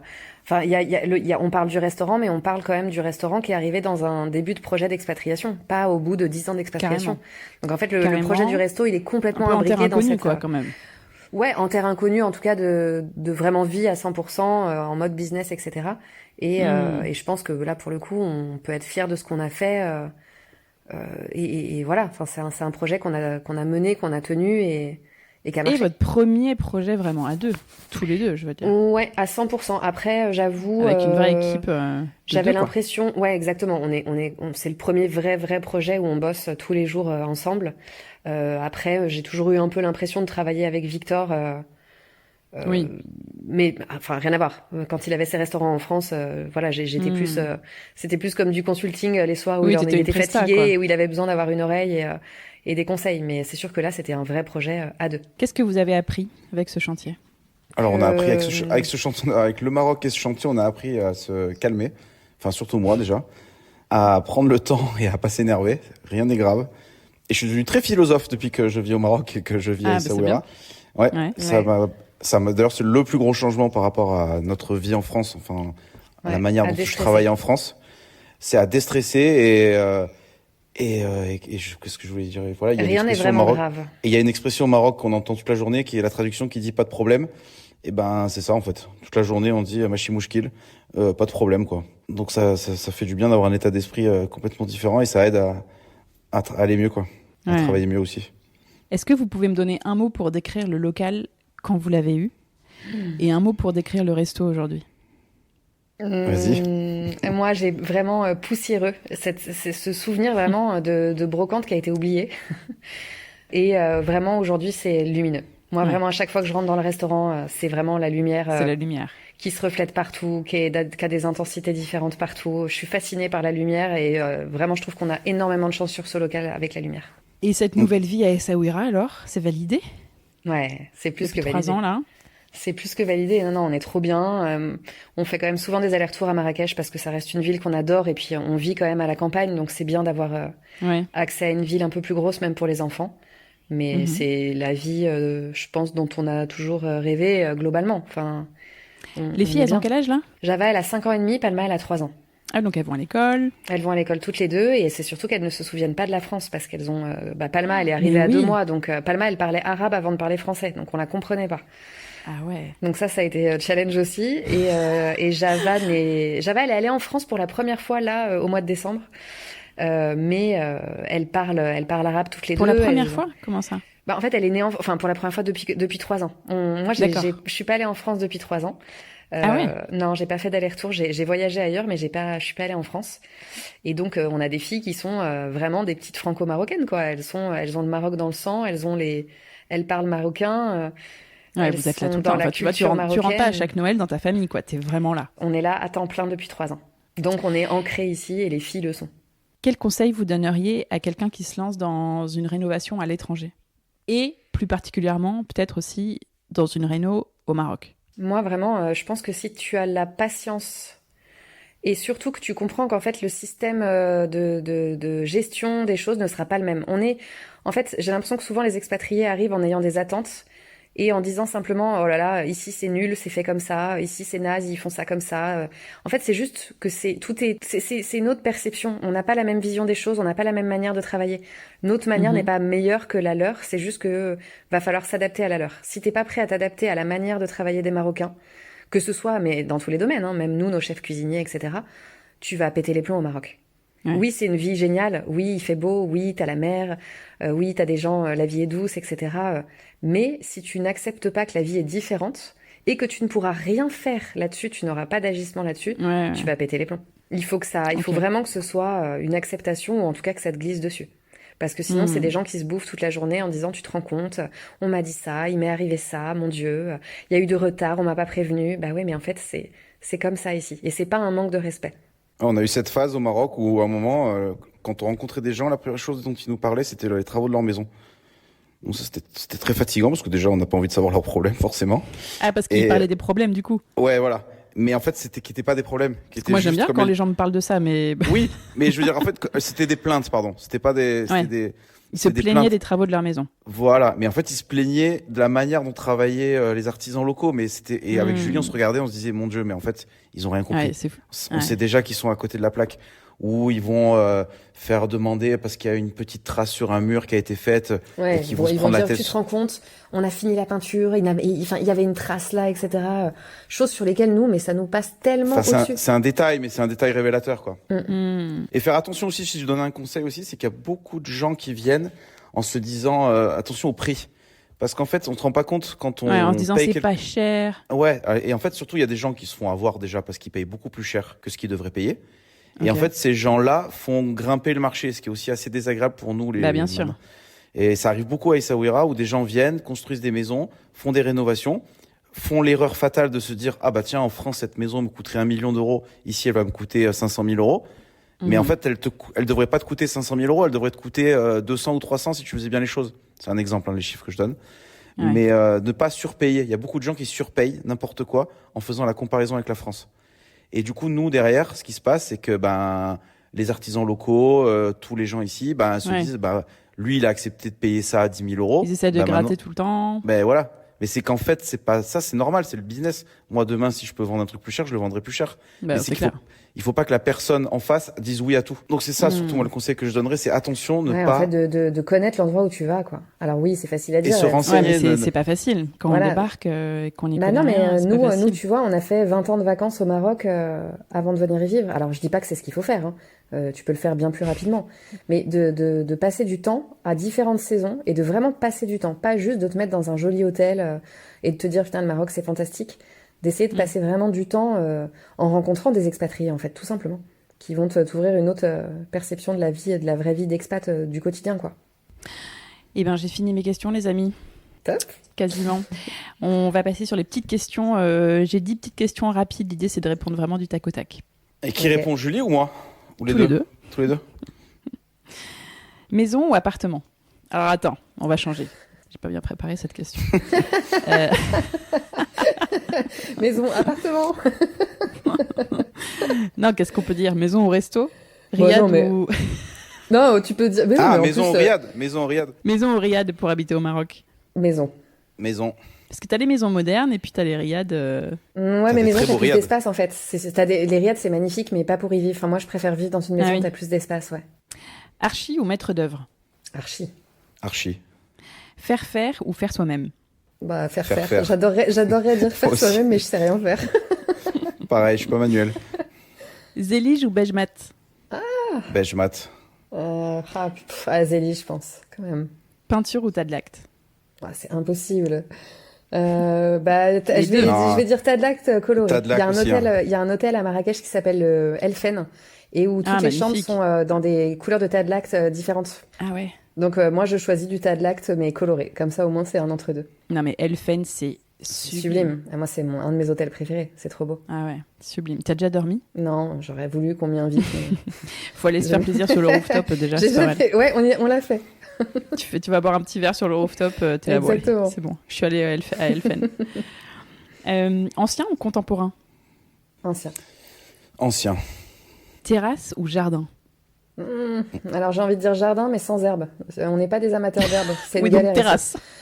Grande terrasse, grande terrasse, mais grande dans terrasse. ouais, terrasse. Allez, Jardin terrasse. mais sans herbe. Ouais, terrasse. Ouais, pelouse, plus jamais. Ouais. Terrasse. Dans un resto? Non, je Non, pense non, à, dans une je maison pense à personnelle. dans une maison, mais Ah nous en plus on a toujours vécu dans le sud ou au Maroc, donc c'est une galère l'herbe. Et Ouais. non, une terrasse super bien aménagée avec une piscine, mais pas de jardin. Finition parfaite ou esprit wabi-sabi? Là, je crois que je sais. Ouais, wabi-sabi. Le 2. Ouais, Même pareil. wabi-sabi, Baldi. Heureusement que c'est fini ou à quand le prochain? Ah, quand le prochain. Ah, quand le prochain. Hein. Attends, mais c'est quoi les projets là? Dites-moi un tout petit peu. Vous avez d'autres projets dans la tête? Non, on va développer, on a un projet de développer un peu En fait, ça dépend si c'est. On peut te dire en off, mais j'avoue en on ok, peut bon, pas bah, le tant dire pis. parce que ça sera. Bon, Ouais, vous ça me sera- direz quand on aura exactement. raccroché. Exactement. Puis on suivra sur Instagram Exactement. la Exactement. suite. Qui aimeriez-vous entendre sur ce podcast après vous? Alors moi, j'ai une amie qui est absolument passionnée de décoration, qui s'appelle Solène David, qui commence à... Enfin, je sais qu'elle a elle a accueilli beaucoup de magazines déco chez elle, et pour le coup, elle a fait des énormes rénovations. Elle a un goût absolument exceptionnel de pièces, hyper éclectique, de pièces chinées, etc. Et j'adorerais l'entendre sur sa réno, justement, sur comment elle a vécu tout ça. Trop bien. Elle habite où? Elle habite à Arles. Oh, Elle serait ravie. c'est une En très plus. bonne excuse pour aller à Arles. C'est une très bonne excuse pour aller à Arles. Et alors, je ne lui ai absolument pas dit que j'allais la citer, mais je sais que c'est ça. Elle travaille pas dans la déco, mais pour moi, elle est une décoratrice extrêmement talentueuse. Et elle serait hyper agréable à écouter. Trop bien. Bah écoute, c'est noté. Moi, c'est. Ouais. Moi, tu veux pas savoir, moi. Si. Super. Ça intéresse pas. Non, en plus, je pense à un truc super. En plus, c'est ça, Vas-y. c'est un groupe, je sais pas si on dit un groupe, une société qui s'appelle Studio Kao, qui est basée à Marrakech. Architecte, mais un cabinet d'architectes, tu sais, un cabinet d'architectes. Et en fait, c'est assez, il y a pas trop d'informations. Il y a pas l'Instagram, très très peu de photos, très peu d'informations. Et tout ce qu'ils font est magnifique, notamment des restaurants qu'ils font à Marrakech. Ils ont fait le musée Yves Saint Laurent à Marrakech aussi, mais les restaurants sont très très beaux. Ouais, et trop j'aime bien. beaucoup ce qu'ils font. Et voilà, c'est toujours un peu mystérieux. Je sais pas trop qui est derrière ce truc, donc Ah oui. voilà qui j'aimerais entendre. Écoute, qu'au moins je vais essayer de les trouver. Ouais. Pour qu'on sache un peu qui est derrière. Trop bien, bah merci beaucoup pour ces deux idées. Et enfin, est-ce que vous avez un compte Insta ou deux que vous aimez bien, qui parle de travaux ou de déco, que vous aimez bien, qui vous inspire, ou un projet de travaux que vous suivez sur Insta en ce moment? J'avoue que je suis plus trop de projets travaux en Ouais. ce moment. En général, quand on en sort, on arrête un peu de suivre les autres. On a plus Ouais, trop envie c'est d'en ça. entendre. J'aime bien. En fait, je suis pas forcément les travaux. J'adore les projets finis. J'adore. Ouais. Mais quand on habitait à Marseille, il y avait une femme que je connaissais qui s'appelle Céline Ledez, qui est un petit peu plus jeune que moi, si je dis pas de bêtises, et qui à l'époque où je l'ai rencontrée se lançait dans la déco. Moi, j'étais déjà décoratrice et je lui avais dit attention, il y a beaucoup de monde, c'est compliqué. Et aujourd'hui, elle est devenue hyper connue et elle fait des projets absolument déments. Et elle poste beaucoup sur Instagram justement des avant-après, des Trop bien. pendant les chantiers. Et ça s'appelle Weekender Creative Studio. Et c'est tout ce que j'aime. Pour le coup, c'est hyper vintage. Alors rien à voir avec ce qu'on a fait ici, hein. Mais bon, nous on a fait un projet qui s'adapte au Maroc, mais c'est tout ce que j'aime. Je la trouve hyper douée. Donc moi j'adore aller sur son compte. Il y a Good Moods aussi. Je pense à ça, je l'avais pas. Good Moods, j'adore en termes de déco. Je trouve qu'ils ont toujours des super idées, des super. Voilà. Enfin, j'adore ce qu'ils font. Ouais, Good Moods, c'est canon. Ouais, j'adore. Victor. Victor, on est très intéressés. Pinterest, vous connaissez? Je sais pas si vous connaissez. Super c'est un petit site là qui répertorie plein de choses très jolies. Non, je rigole. T'es moins Insta? Si, je suis Insta, mais c'est vrai que Pinterest c'est quand même pas mal quand même pour les chantiers de décoration, c'est assez pratique. Et non, mais je pense à un compte Instagram. À chaque fois que je vois une photo passer, je m'arrête parce que je me dis tiens c'est beau.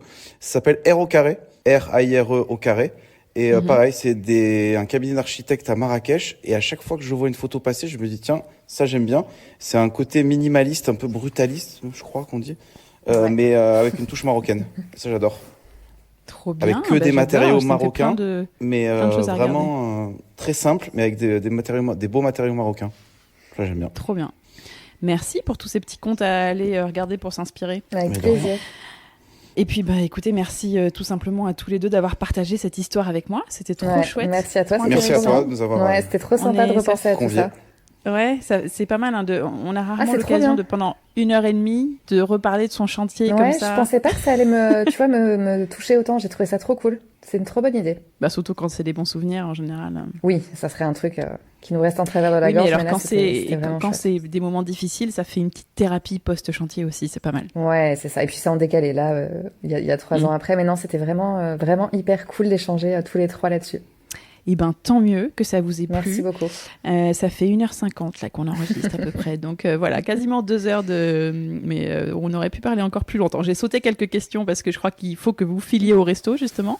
Exactement. En tout cas, c'était chouette de partir avec vous un peu en voyage, de faire partir les auditeurs du chantier avec vous pour une encore plus grande immersion, dose de soleil, on va dire. Je vous recommande d'ailleurs d'aller faire un tour sur lechantierpodcast.fr où il y a toute la visite photo du resto, les avant-après que vous m'avez envoyés qui sont trop cool, et même le resto, les photos qui sont des photos un peu déco du resto aujourd'hui, c'est trop sympa et inspirant. Le compte Insta, c'est soleil.essaouira, le compte du resto. Si on veut venir vous voir, alors moi clairement la prochaine fois qu'on vient à Essaouira, c'est pas du tout mon programme, mais on va devoir revenir parce qu'il va falloir qu'on vienne vous voir au resto. Avec plaisir. Soleil.essaouira pour venir déjeuner chez vous, du coup, parce que c'est le midi. Tout à fait. Oui. Passage obligatoire lors d'un petit séjour à Essaouira, on est d'accord? Exactement. On est tout près d'Essaouira, les taxis connaissent, on peut se garer. C'est ça, tu prends un taxi, t'en as pour rien du tout. C'est vraiment tout près d'Essaouira. Pas d'excuses. Ouais, tu peux juste venir déjeuner et puis tu reviens. Complètement. C'est quoi, les gens qui sont en Médina, c'est 10 minutes max. Ok, trop bien. Et puis ça coûte rien, donc c'est vraiment hyper accessible. Mais oui, et ça se fait vachement, en fait, j'ai l'impression... à Essaouira, même à Marrakech d'ailleurs, de sortir comme ça de la ville, où tu vois même, c'est quoi le jardin des Douars à Essaouira? Pareil, on est vers le jardin des Douars, tu vois, justement. Ok. Tu passes devant notre resto pour aller au jardin des Douars. Donc si tu viens et que tu loges au jardin des Douars, tu viens déjeuner chez nous. Parfait, trop bien. Et courez-y chez Soleil. Et puis voilà, qu'est-ce que vous voulez ajouter pour terminer? On a tout dit? Je crois qu'on a dit beaucoup. On a fait un bon tour. Merci et pour le podcast et puis pour les gens qui sont déjà venus manger, merci d'être venus parce que on a quand même eu pas mal de monde et c'est grâce à beaucoup de monde qu'on en est là aujourd'hui et faut quand même en être conscient aussi un peu. C'est sûr. Et bientôt des nouveautés, surtout suivez-nous pour découvrir quelles sont les nouveautés à dire. Voilà. T'as dit quoi? Suivez-nous. Il dit rien. Voilà, je tease et je dis rien exactement, c'est le principe. Ah là là, bon, on va raccrocher et vous allez me raconter. Bon, merci à tous les deux. Merci d'avoir clôturé avec moi cette belle année du podcast. Bonne continuation à vous. On ne sait pas vers où, mais voilà. Et puis, bel été alors. Ouais, merci beaucoup. Merci, toi aussi. À très vite. Ciao. À très vite. Bye.